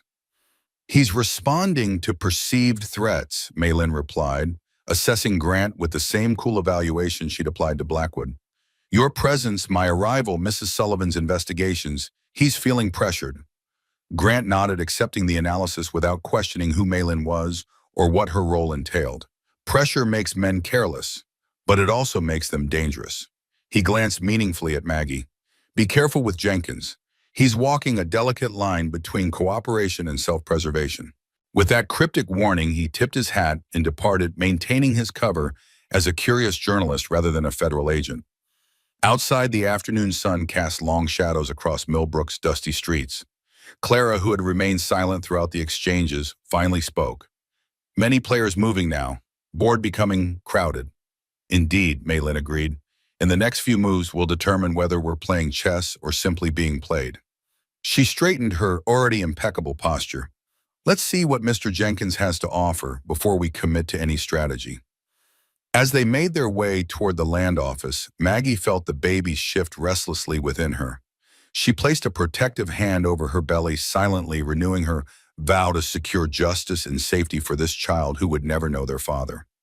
The game was indeed becoming more complex, the stakes higher, but so too was her determination to see it through to its rightful conclusion.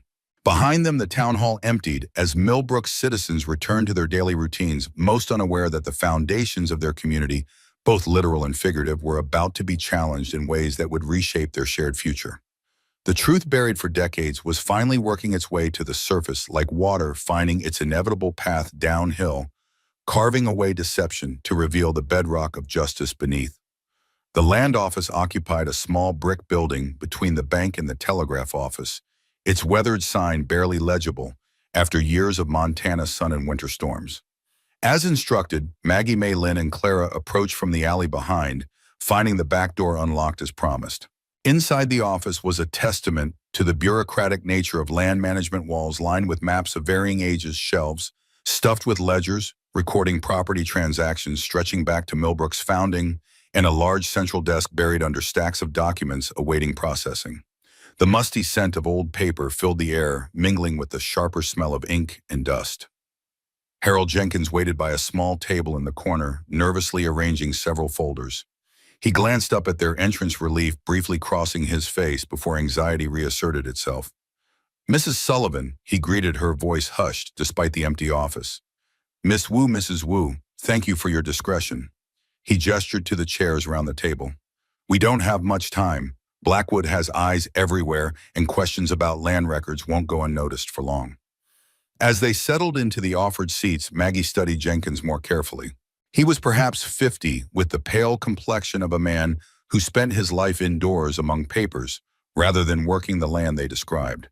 His hands bore the telltale ink stains of his profession, and wire-rimmed spectacles perched on a nose that had been broken and imperfectly reset at some point in his past.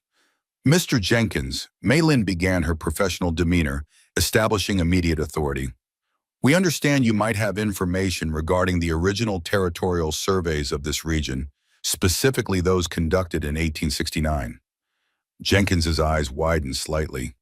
So it's true, he murmured almost to himself. Patrick found one of the markers. The confirmation sent a ripple of excitement through Maggie. You know about the boundary discrepancies.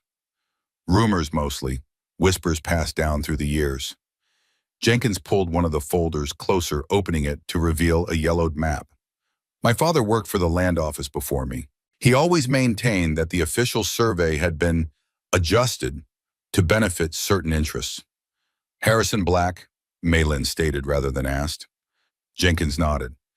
Black controlled early Millbrook through money and fear, not unlike his son's methods today. My father tried to investigate the discrepancies after discovering some irregularities in the records, but he trailed off, pain etching new lines in his face. Blackwood's father had him removed from his position, Maggie guessed, recalling Edith's similar story about Patrick's father. Removed from more than that, Jenkins replied bitterly. He was found drowned in Miller Creek 2 days after he started asking questions about the original survey markers. The official ruling was accident, too much whiskey. A dark night, a slippery bank. His voice hardened. He hadn't touched a drop of alcohol in 15 years. The parallels to Patrick's death hung unspoken in the air between them. Another inconvenient man, another suspicious accident, the Blackwood dynasty protecting its secrets through generations.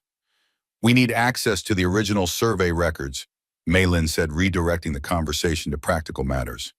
The 1869 documents, specifically. Jenkins shook his head regretfully. That's the problem. The originals disappeared decades ago, likely destroyed by Black himself. What remains are copies of the altered versions. He tapped the map before them. This is the earliest version in our records dated 1871, after the corrections were already made. Disappointment threatened to overwhelm Maggie's newfound hope. Without the original surveys proving the boundary manipulation would be nearly impossible. However, Jenkins continued, sliding another folder forward. My father kept personal notes about the discrepancies he discovered. He suspected that at least 3 of the original boundary markers remained in place, including one on what is now the Sullivan Ranch. He opened the folder to reveal hand-drawn sketches and notes. The handwriting faded but legible.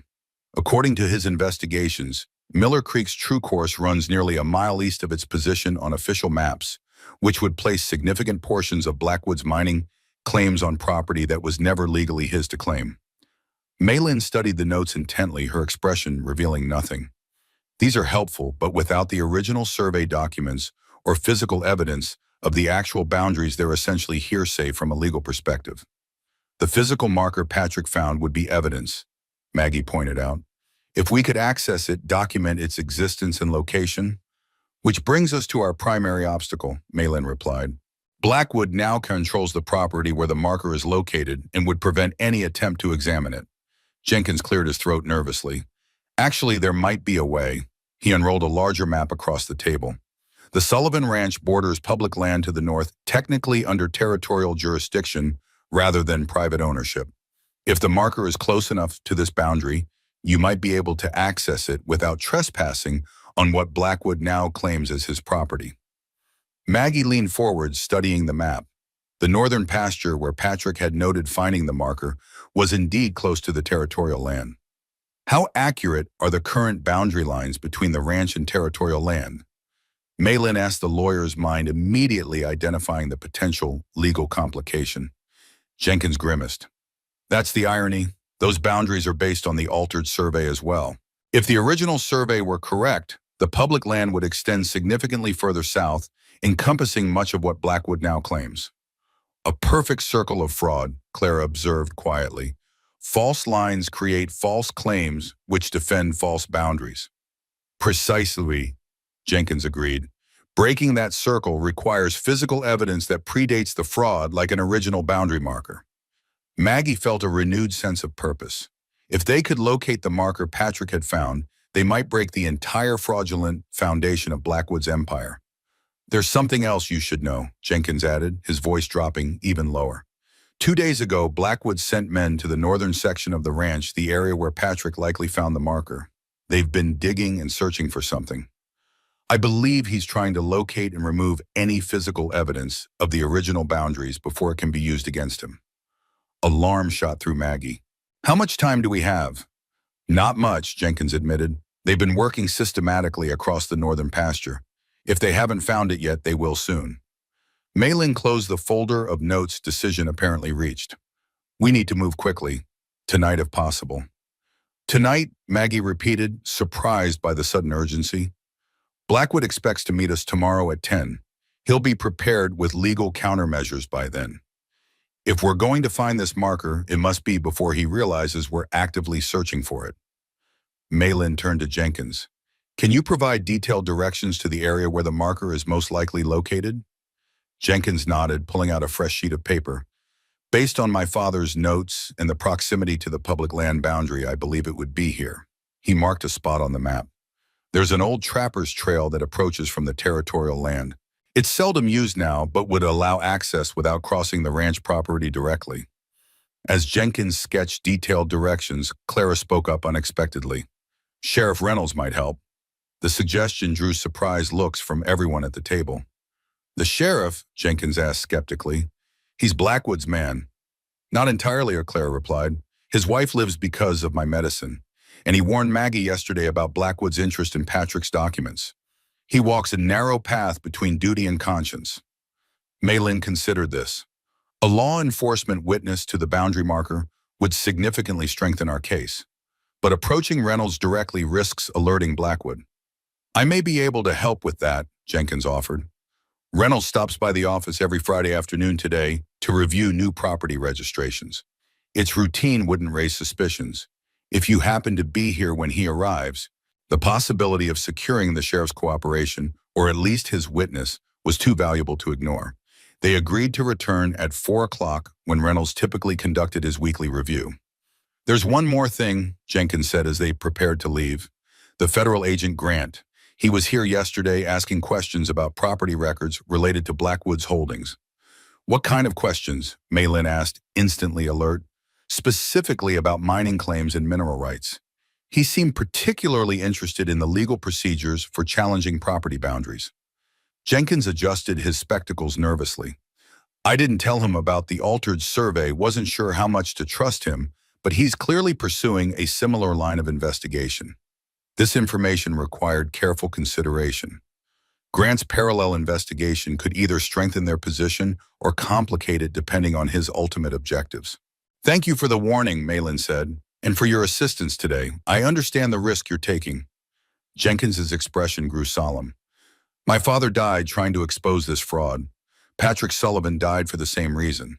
If there's any chance to finally bring the truth to light, I'll take whatever risk necessary." They left as they had arrived through the back door, careful to ensure no one observed their departure. As they made their way back to Clara's house, Maggie felt both hope and trepidation building in equal measure. They had a plan now, tentative and dangerous, but a path forward nonetheless. "What do you think of Jenkins's information?" she asked Maylin once they were safely inside Clara's home. "Consistent with what Edith Parker told you," the lawyer replied, removing her hat and placing it precisely on the sideboard. "More importantly, it provides legal context for challenging Blackwood's claims. If we can document the existence and location of an original boundary marker, we establish grounds for questioning all subsequent property transfers based on the altered survey." "And Reynolds, do you believe he might help us?" Maylin glanced at her aunt, who was preparing tea with her usual methodical care. Clara's judgment of character is rarely mistaken. "If she believes the sheriff maintains some independence from Blackwood, I'm inclined to accept that assessment." She paused, considering. "However, we should prepare for the possibility that approaching him backfires." "And Grant," Maggie pressed, "should we inform him of our plans?" "Not yet," Maylin decided. "His objectives may align with ours in opposing Blackwood, but his methods and priorities could differ significantly. Federal agents tend to focus on whatever charges are easiest to prove in court, not necessarily those that provide the most complete justice to victims." Clara brought tea to the table, her expression thoughtful. "Agent hunts bigger prey than local land fraud. He seeks to trap Blackwood for crimes across territories. Our concerns may be small in such calculation." "Exactly," Maylin agreed. "We need to secure our evidence and legal position before involving federal authorities. Once we have documented the boundary marker and established the legal basis for challenging Blackwood's claim to your property, we'll be negotiating from strength rather than dependence." The pragmatic approach made sense to Maggie. While Grant had been helpful in providing information about Blackwood's criminal activities, his primary focus was building a federal case, not securing her property rights or justice for Patrick. "What about tonight?" she asked, "and the search for the boundary marker?" "I'll go," Maylin stated firmly. "With Jenkins's directions and description of the marker, I should be able to locate it." "Not alone," Maggie objected. "It's my husband's discovery, my property. Your condition makes a nighttime expedition across rough terrain unwise." Maylin pointed out, glancing meaningfully at Maggie's advanced pregnancy. "I've worked that land for 8 years, Maggie countered. "I know every hill and hollow better than anyone. And Patrick's journal contains specific notes about where he found the marker details that might make the difference between success and failure." Clara, who had been listening silently, intervened. "Both go, I accompany. 3 sets of eyes better than one. 3 witnesses stronger than single voice." Maylin looked ready to object, but something in her aunt's steady gaze apparently changed her mind. "Very well, but we take precautions. Mrs. Sullivan remains on territorial land directing our search from a safe position. And we all carry protection." She glanced at Maggie. "I assume the agent provided you with something defensive?" Maggie nodded, somewhat surprised by Maylin's perception. "A small revolver, but I've never fired one." "I have," Maylin said simply, offering no explanation for this unexpected skill.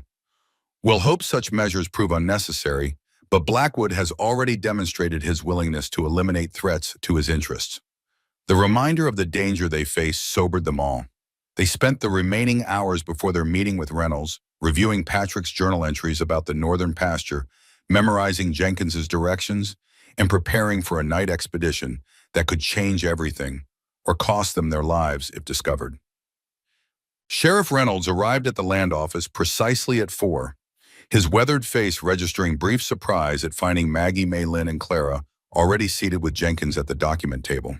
He hesitated in the doorway, one hand instinctively moving toward his holstered revolver before recognizing there was no immediate threat. "Mrs. Sullivan," he acknowledged, removing his hat as courtesy dictated. "Ladies, Jenkins, I wasn't expecting a gathering." Jenkins rose nervously.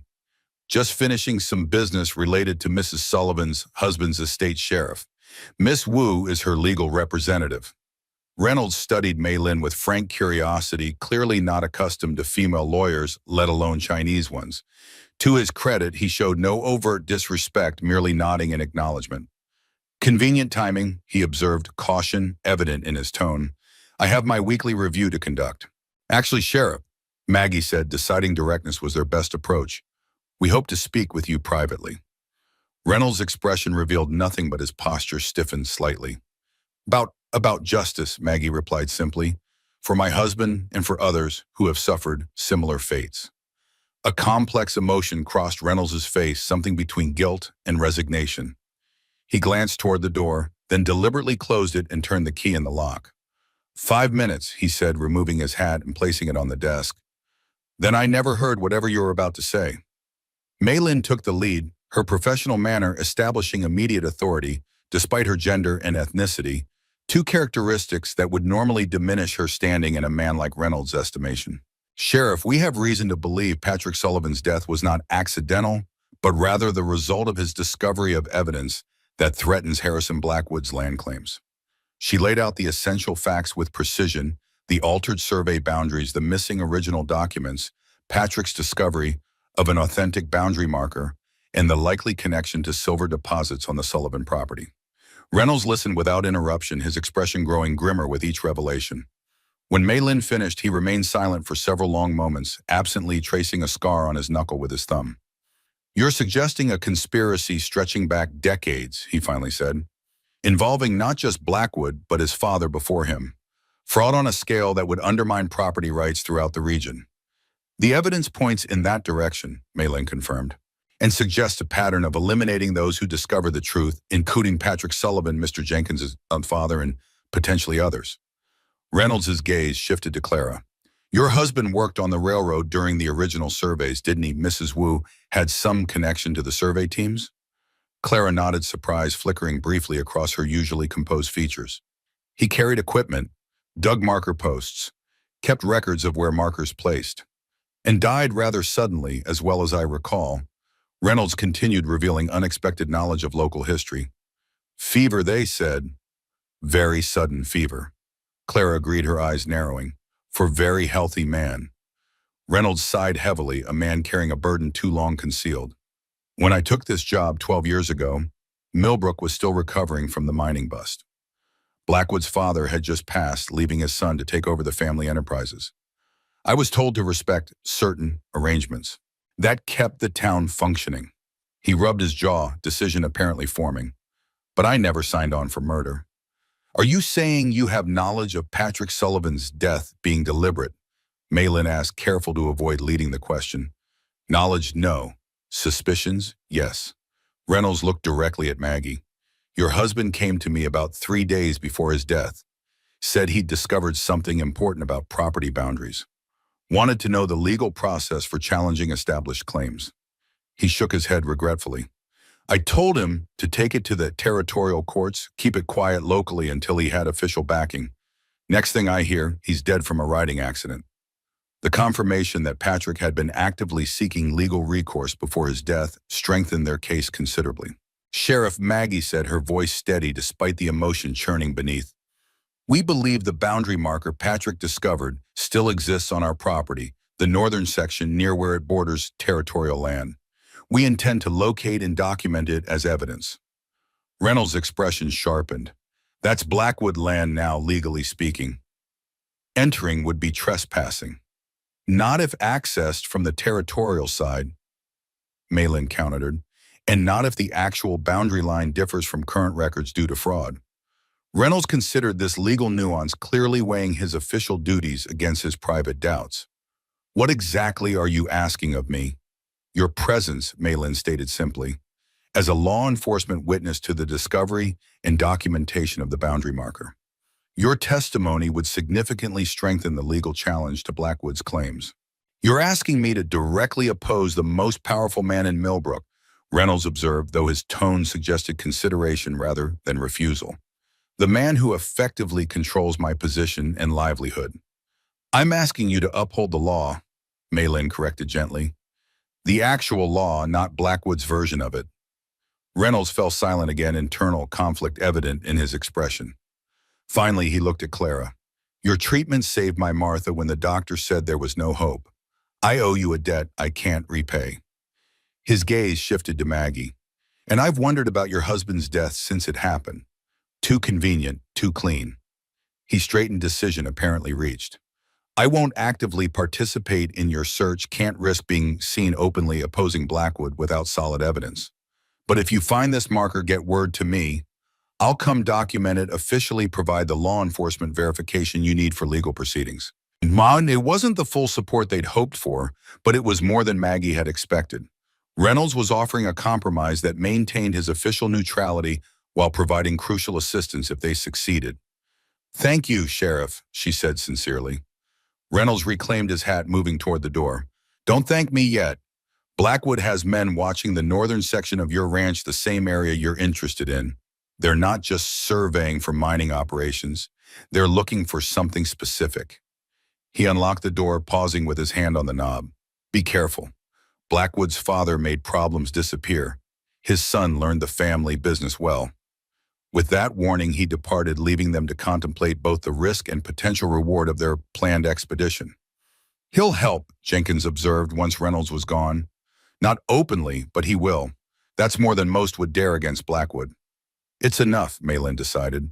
His witness testimony, combined with documentation of the marker and the historical context provided by Edith Parker and your father's notes, creates a solid foundation for legal challenge.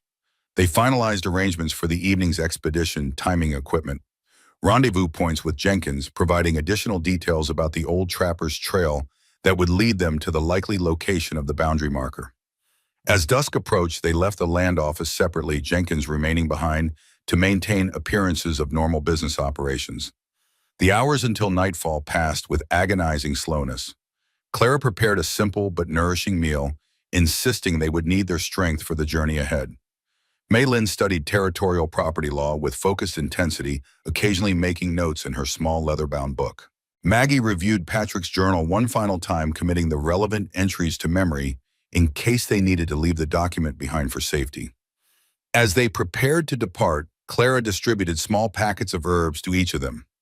"For energy," she explained, "and clear thinking in darkness." Maggie tucked the packet into her pocket alongside Grant's revolver, hoping neither would be needed, but grateful for both precautions. Malin, she noted, had her own small pistol concealed in a specially designed pocket of her practical dark skirt. The lawyer had changed from her formal attire into clothing more suitable for their expedition, still dignified, but allowing for movement across rough terrain. They left Clara's house shortly after 9 when full darkness had settled over Millbrook. Most townspeople were either at home or gathered at the saloon, leaving the streets relatively deserted. They kept to shadows and back alleys, avoiding the main thoroughfares where Blackwood's men might be watching. The journey to the edge of town passed without incident, but tension mounted as they approached the open country beyond. The night was clear stars, providing enough light to navigate, but not so much as to make them easily visible from a distance. The air carried the crisp edge of approaching autumn, a reminder that winter would soon make such expeditions impossible. 2 miles to the trapper's trail, Malin noted, consulting Jenkins' directions, then another mile to where it approaches the property line. "I know a shorter route," Maggie offered. "Through the eastern meadow, it would save nearly a mile." Malin hesitated, weighing efficiency against potential risk. "Is it open ground, visible from a distance?" "Partially," Maggie admitted, "but at night with the tree line for cover most of the way." "We take safer path," Clara decided firmly. "Better slow and sure than fast and caught." The wisdom of this approach was undeniable, though Maggie's impatience made the longer route frustrating. They proceeded carefully, Clara moving with surprising agility, despite her age, Malin displaying an unexpected familiarity with nighttime navigation, and Maggie drawing on years of experience working the land alongside Patrick. The trapper's trail proved more difficult to locate than Jenkins's directions had suggested, the old path having fallen into disuse as the fur trade diminished. Eventually, Clara identified subtle signs of the former route, a deliberate gap in vegetation stones, arranged to mark a crossing over a small stream, blazes on trees long grown over, but still faintly visible to experienced eyes. "Your husband mentioned this area specifically," Malin asked, as they followed the faint trail northward. Maggie nodded, pointing ahead to where the land rose slightly, forming a natural ridgeline. "The northern pasture begins just beyond that rise." Patrick noted unusual rock formations there, quartz veins exposed by erosion, and nearby a stone pyramid he didn't recognize at first, but later identified as an old survey marker. "The B&B marker," Malin confirmed. According to Jenkins, they were typically constructed as stone cairns with metal plates embedded, marking significant boundary points.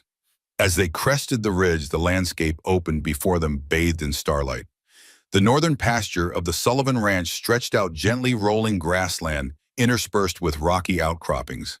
In the distance, perhaps half a mile away, flickering light revealed the presence of a camp. "Blackwood's men," Maggie whispered, instinctively dropping lower. Malin produced a small spyglass from her pocket, studying the distant campsite. "4 men at least. They've been digging, see the disturbed earth around their position." Clara pointed to their left, where the land rose more sharply. "High ground, better view, less visible approach." They adjusted their course, moving in a wide arc that kept the ridge between themselves and the distant camp. The terrain grew rougher as they approached the area where the territorial land bordered the ranch property, requiring careful footing and frequent pauses to ensure they remained undetected. "This should be it," Maggie said, finally consulting mental maps formed from Patrick's descriptions. The rock formations he described would be just ahead, near where that cluster of pine trees meets the grassland. They proceeded with heightened caution, aware that Blackwood's men might have posted sentries beyond the main camp.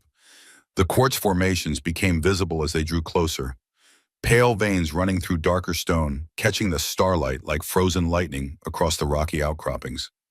"Patrick was right," Maggie whispered, examining the formations. "These are similar to those found near silver deposits in other regions." "The marker would be nearby," Malin reminded her, focused on their primary objective. Jenkins said they were typically placed at notable landscape features that would remain stable over time. They separated slightly, each searching the immediate area for anything resembling a stone cairn or survey marker. The minutes stretched anxiously, each aware that dawn was still hours away, but discovery by Blackwood's men remained a constant threat. Here, Clara's urgent whisper drew them to a position near the largest quartz outcropping. She pointed to what initially appeared to be just another pile of rocks, but on closer inspection revealed deliberate construction. A roughly pyramidal cairn of stones partially collapsed on one side, but still recognizable as man-made. Malin knelt beside it, careful not to disturb the structure. "This matches Jenkins's description. The metal plate should be embedded in the center stones." Maggie joined, her heart pounding with a mixture of hope and apprehension. If this was indeed the boundary marker Patrick had discovered, they had found physical evidence of the survey fraud and potentially the key to reclaiming her property and securing justice for her husband's death. With careful movements, Malin examined the cairn without disassembling it. "There," she said, indicating a glint of metal visible between two of the larger stones. "The plate." Using a small pocket knife, she gently cleared decades of accumulated dirt and lichen from around the metal surface, gradually revealing an official territorial survey marker. The inscription, though weathered, was still legible: B&B 1869, MCNE. Boundary and benchmark 1869. Malin translated. "Miller Creek Northeast." "This is it, an original survey marker establishing the true course of Miller Creek as the property boundary." Maggie felt a surge of vindication. Patrick had been right. The marker existed exactly where he'd described, providing physical evidence of the boundary manipulation that had allowed the Blackwood dynasty to control land that was never legally theirs. "We need to document its location precisely," Malin said, producing a small notebook and pencil. and make a rubbing of the plate inscription as evidence. As they worked to record their discovery, Clara suddenly stiffened, holding up a hand for silence. In the distance, voices carried on the night air Blackwood's men moving in their direction. "They patrol area," Clara whispered, searching methodically. "We need more time," Maylin insisted, still carefully making a rubbing of the metal plate. "The documentation must be complete to be legally valuable." "I'll draw them away," Maggie decided, already moving toward higher ground. "Create a distraction."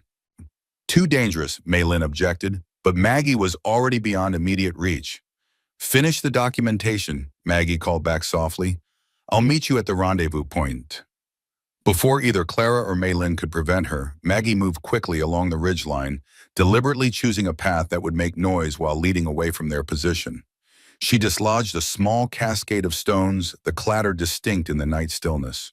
The voices in the distance stopped, then resumed with greater urgency. Flashlight beams swept across the landscape, searching for the source of the disturbance. Maggie continued moving, maintaining enough distance to avoid immediate capture while drawing attention away from the boundary marker.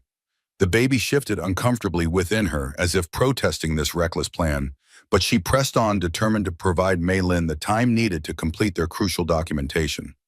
The voices grew closer, flashlight beams more focused.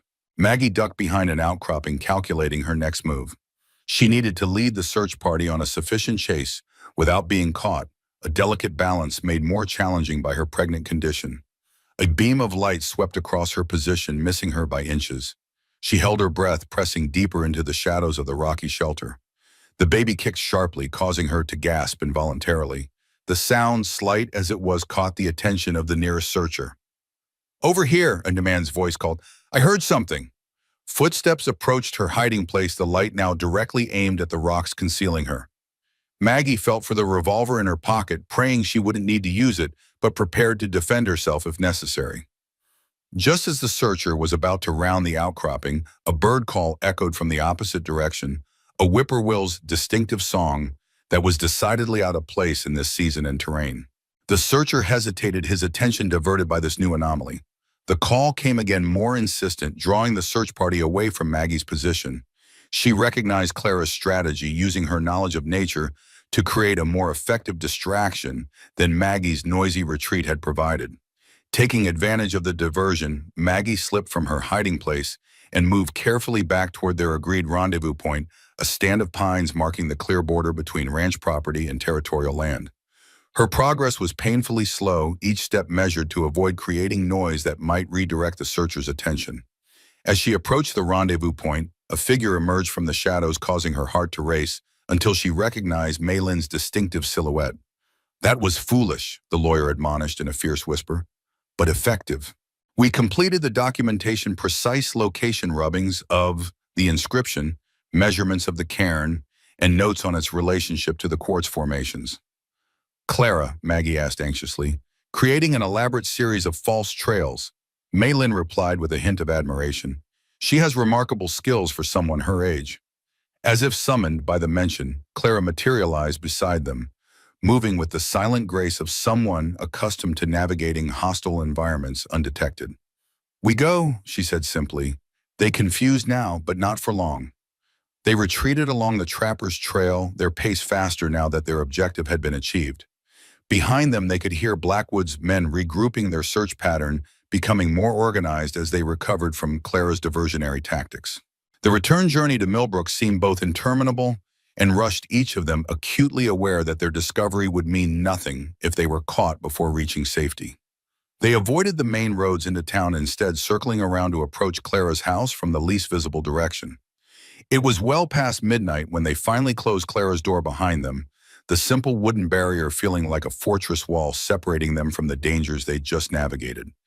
Exhaustion hit Maggie suddenly, the combination of physical exertion, emotional strain, and her advanced pregnancy, leaving her lightheaded and trembling.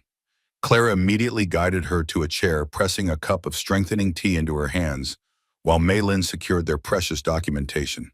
"We did it," Maggie said, a mixture of disbelief and triumph in her voice. "We found the marker. We have proof." The first step only, Maylin cautioned, though her own expression revealed satisfaction at their success. Now we must leverage this evidence effectively. Blackwood will fight any challenge to his claims with every resource at his disposal. But we have truth on our side, Maggie insisted. Truth requires power to prevail. Clara observed her ancient wisdom tempering their victory. Power of law, power of witness, power of those willing to stand against injustice. Maylin nodded agreement. Our meeting with Blackwood tomorrow morning provides an opportunity to assess his awareness of our discovery. We should proceed as if he knows nothing, while being prepared for the possibility that his men have already reported disturbances near the boundary marker. The strategic approach made sense to Maggie, though she wondered how she would maintain composure facing the man she now believed was responsible for Patrick's death. Rest now, Clara instructed, noting Maggie's exhaustion. Tomorrow brings new battles, strength needed for both body and mind. Despite her racing thoughts, Maggie couldn't argue with the wisdom of this advice. The baby's well-being depended on her taking proper care of herself, regardless of the momentous discoveries and challenges that lay ahead. As she settled into bed, Maggie found herself touching Patrick's pocket watch, still carried close as both memento and talisman. "We found it," she whispered to his memory. "The marker, the proof you died protecting. I swear to you, Patrick, your death won't be in vain." Sleep came in fitful bursts, her dreams filled with boundary markers, silver veins gleaming in moonlight, and Patrick riding endlessly toward a horizon she could never quite reach. Morning brought new tension as they prepared for their meeting with Blackwood. Maylin dressed in her most formal attire, the embodiment of professional legal authority, while Maggie wore her best remaining dress, determined to face Blackwood with dignity despite her reduced circumstances. "Remember," Maylin advised as they walked toward the Blackwood Hotel, "our goal is information, not confrontation. We assess his knowledge probe for vulnerabilities, but reveal nothing about our discovery unless strategically necessary." The Blackwood Hotel stood as a monument to its owner's prosperity and influence, 3 stories of imposing architecture dominating the main street, its facade freshly painted windows gleaming in the morning sun. The lobby featured imported carpets, polished wood, and brass fixtures that spoke of wealth unusual for a frontier town. The clerk at the front desk directed them to Blackwood's office on the 2nd floor with obvious curiosity about their business. As they climbed the carpeted stairs, Maggie noted the framed photographs lining the wall, a visual history of Millbrook's development with Harrison Black, and later his son prominently featured as the town's primary benefactors and visionaries. Blackwood's office door stood open, revealing a space designed to impress. Large windows overlooked the main street, giving its occupant a literal overview of his domain.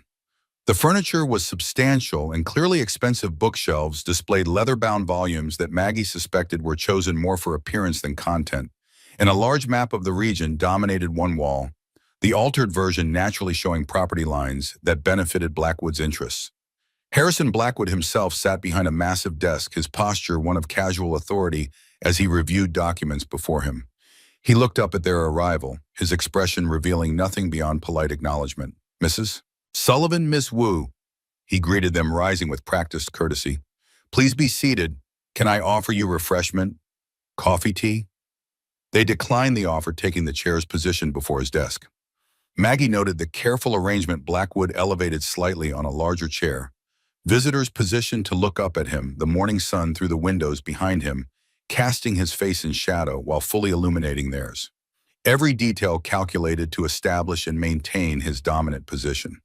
"I must admit," Blackwood began once they were seated, "I'm curious about the nature of your legal concerns. Mrs. Sullivan's situation, while unfortunate, seems straightforward from a legal perspective.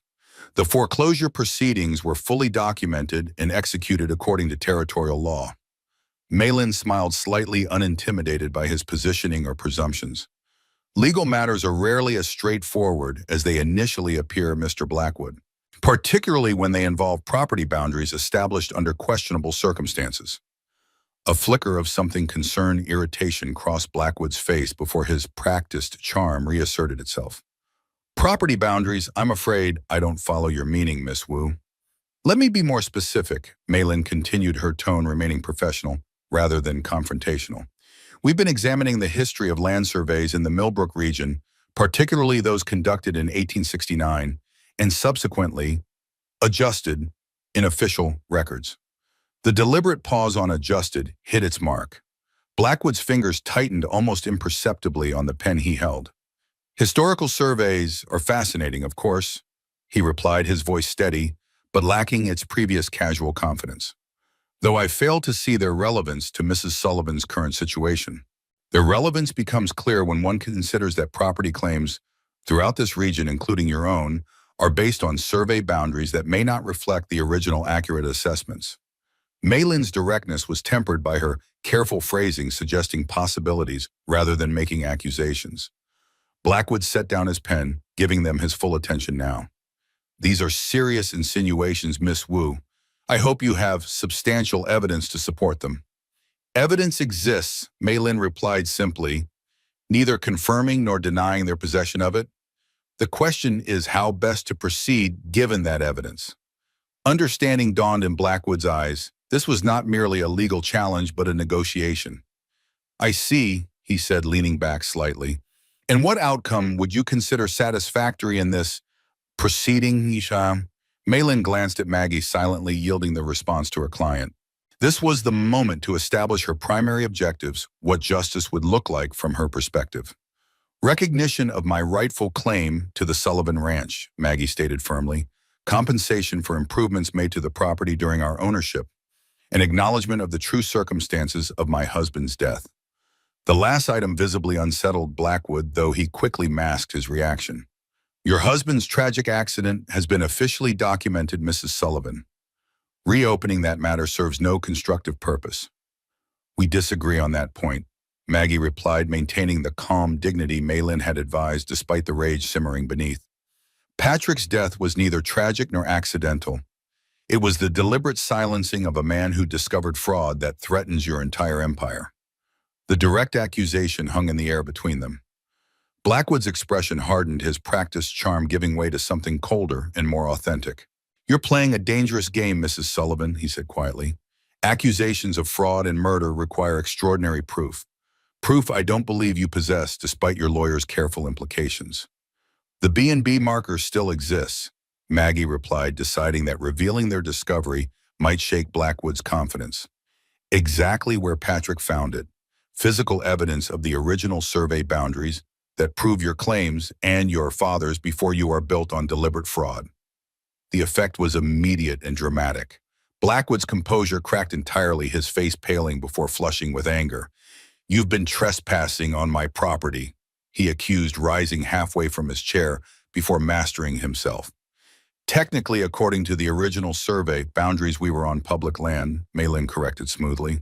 The marker's position establishes Miller Creek's true course, which places significant portions of what you claim as yours on territorial land or property belonging to others. Blackwood settled back into his chair, visibly recalculating his position. Even if such a marker exists, which I neither confirm nor concede, challenging established boundaries after decades of recognized ownership would create chaos throughout the region. The courts are generally reluctant to overturn settled property claims without overwhelming evidence and compelling public interest.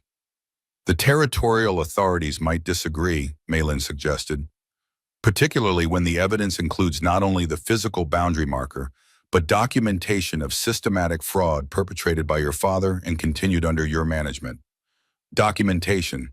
Blackwood repeated, his tone revealing genuine concern now. What documentation? Malin smiled slightly, neither confirming nor denying the existence of such evidence.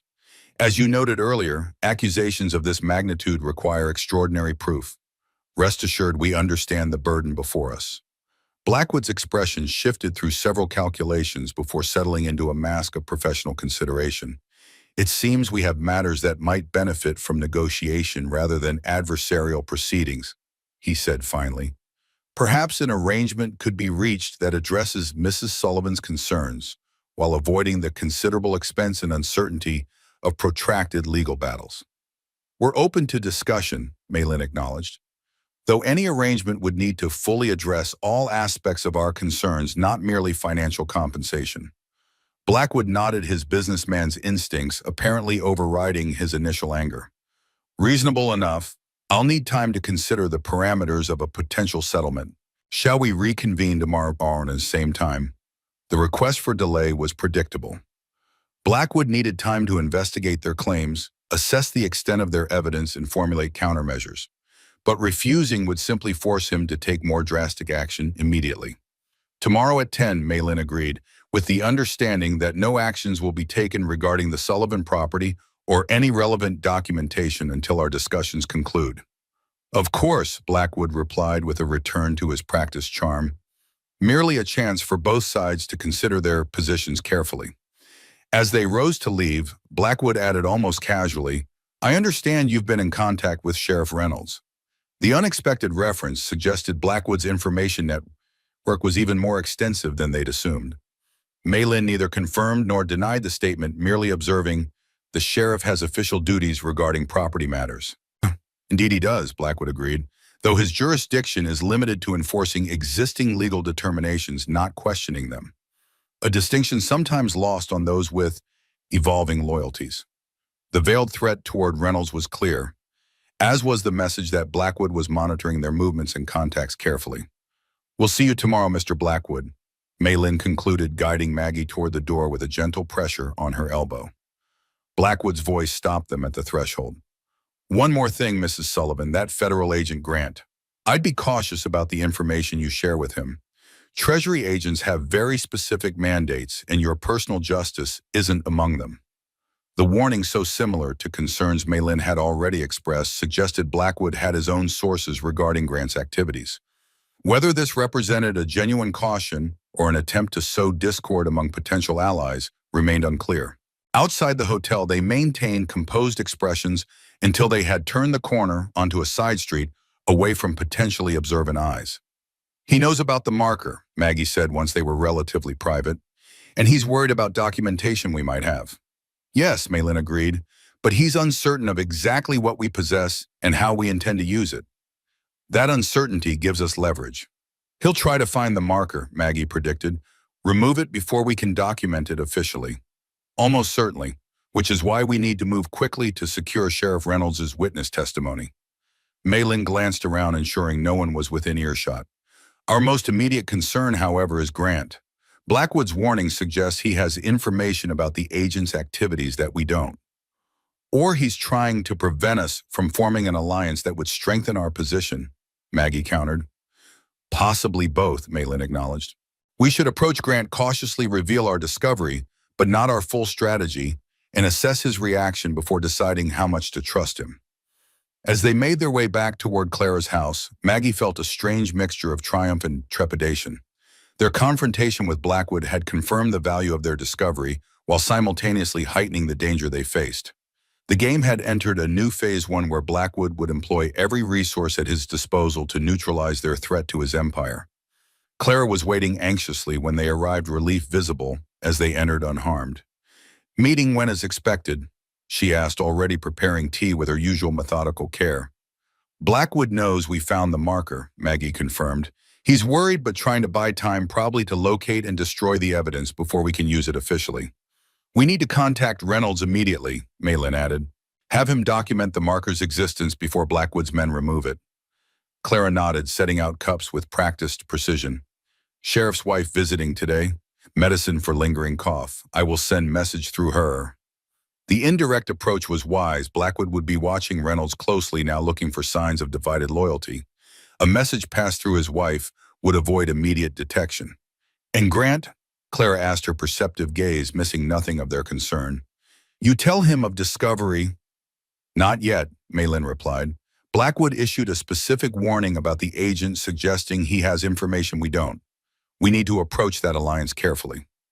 As if summoned by the mention, a knock sounded at the door. Clara moved to the window, peering cautiously through the curtain. "Agent Grant," she reported, "alone appears." The timing was either remarkably convenient or suspiciously perfect. Malin positioned herself slightly between the door and Maggie, a protective gesture that revealed more about her dedication to her client's safety than any words could express. Clara admitted Grant, who entered with the alert awareness of a man accustomed to assessing potential threats. He removed his hat, nodding respectfully to each of them. "Ladies, I apologize for the intrusion, but developments overnight suggest increased urgency in our mutual concerns." "What developments?" Malin asked directly, her professional manner neither welcoming nor hostile. Grant's gaze assessed her with new interest, clearly noting her protective stance and direct approach. Blackwood has sent telegrams to contacts in Helena and Denver. The content wasn't accessible to me, but the timing suggests he's mobilizing resources beyond Millbrook. How do you know this? Maggie asked, wondering at his access to such information. I have an arrangement with the telegraph operator, Grant replied. Nothing that compromises the content of private messages, but information about destinations and urgency. He glanced between them, noting their reserved responses. You've had your own developments, I take it. Maylin and Maggie exchanged a look, silently debating how much to reveal. Clara, watching from near the stove, gave a small nod, permission to proceed cautiously. We've located physical evidence of boundary fraud, Maggie said finally, an original survey marker that proves Blackwood's property claims are based on deliberately altered maps. Grant's eyebrows rose in genuine surprise. That's significant, more concrete than financial paper trails or witness testimony. He seemed to be recalculating his approach based on this new information. Where is this marker located? On what was Sullivan property? Maylin replied, deliberately vague about the exact location. We've documented its position and inscription and are arranging for Sheriff Reynolds to provide official witness testimony to its existence. Grant nodded, slowly processing this information. Reynolds is a calculated risk. His loyalty to Blackwood has been assumed rather than tested until now. He looked directly at Maggie. Have you confronted Blackwood with this discovery? This morning, she confirmed. He's offered to negotiate rather than face legal proceedings. We're scheduled to meet again tomorrow. A delay tactic, Grant observed. He'll use that time to locate and remove the marker, investigate the extent of your evidence, and prepare countermeasures. He paced a few steps, thinking aloud. This changes my approach as well. Boundary fraud falls outside Treasury jurisdiction, but if connected to interstate banking activities and potential mineral rights fraud, it strengthens the overall case significantly. His transparency about jurisdictional limitations was either refreshingly honest or a careful calculation to gain their trust. Maggie remained uncertain which. What exactly is your interest in Blackwood, Mr. Grant? Maylin asked directly. Beyond the general statement that you're investigating financial crimes across territorial lines. Grant considered her for a moment, apparently deciding how much to reveal. Blackwood, or Harrington as he was known in Colorado, has been systematically acquiring property with mineral potential using a combination of fraudulent banking practices and strategic foreclosures. The pattern spans 3 territories and involves millions of dollars in misappropriated funds. And my husband's discovery threatened this pattern. Maggie said the pieces fitting together more completely now. Exactly, Grant confirmed. Patrick Sullivan appears to have stumbled onto physical evidence that undermines the legal foundation of Blackwood's entire operation. From Blackwood's perspective, that made him extraordinarily dangerous. The frank acknowledgement of Patrick's murder, for that's what it was, regardless of official reports, validated Maggie's suspicions while deepening her resolve to secure justice. Our interests align to a point, Grant continued. We both want Blackwood held accountable for his crimes. Where we might diverge is in the specific charges and mechanisms of that accountability. Meaning, Maylin prompted, my primary focus is building a federal case that will stand up in court bank fraud, wire fraud, interstate commerce violations, charges with established precedent and clear jurisdictional authority. Grant's directness was oddly reassuring. Property boundary disputes and even potential murder charges would be handled at the territorial level alone, with less certain outcomes given Blackwood's local influence. So you would prioritize financial crimes over justice for Patrick's death? Maggie stated not as accusation but clarification. I would pursue the charges most likely to result in Blackwood's conviction and imprisonment, Grant corrected gently. But I understand that specific justice for your husband's death is your primary concern. He spread his hands in a gesture of pragmatic openness. This is why I believe cooperation serves both our interests. Your boundary evidence strengthens my case by establishing a pattern of fraud, while my federal authority provides protection and resources you might otherwise lack. The assessment was fair and matched Maylin's earlier analysis of federal priorities. The question remained whether Grant's offer of alliance represented their best path forward or a potential complication to their more focused objectives. Before they could respond, Clara, who had been silently observing the exchange, spoke up unexpectedly. "My niece comes with message," she said, moving to the window where she'd noticed a young boy running toward the house. "From Sheriff's wife." The interruption paused their discussion with Grant. Clara opened the door to admit a breathless child of perhaps 10 who delivered his message in a rush of excited importance. "Mrs. Reynolds says to tell you the sheriff will be at the North Ridge at sunset. Alone. No official business." The boy looked expectantly at Clara, who pressed a cookie into his hand as reward for the successful delivery. After the messenger departed, they returned to the interrupted conversation with new urgency. Reynolds's willingness to meet them at the boundary marker that evening represented a crucial opportunity to document their discovery officially before Blackwood could eliminate the evidence. "Reynolds is taking a significant risk," Grant observed. "Blackwood will view any cooperation with you as betrayal, which is why we need to ensure the meeting proceeds without Blackwood's knowledge," Malin replied. "His men will be searching the area, possibly with orders to remove the marker." Grant considered this decision apparently forming. "I can help with that. Create a diversion that draws Blackwood's attention elsewhere during your meeting with Reynolds." "Why would you do that?" Maggie asked, still uncertain of his ultimate priorities.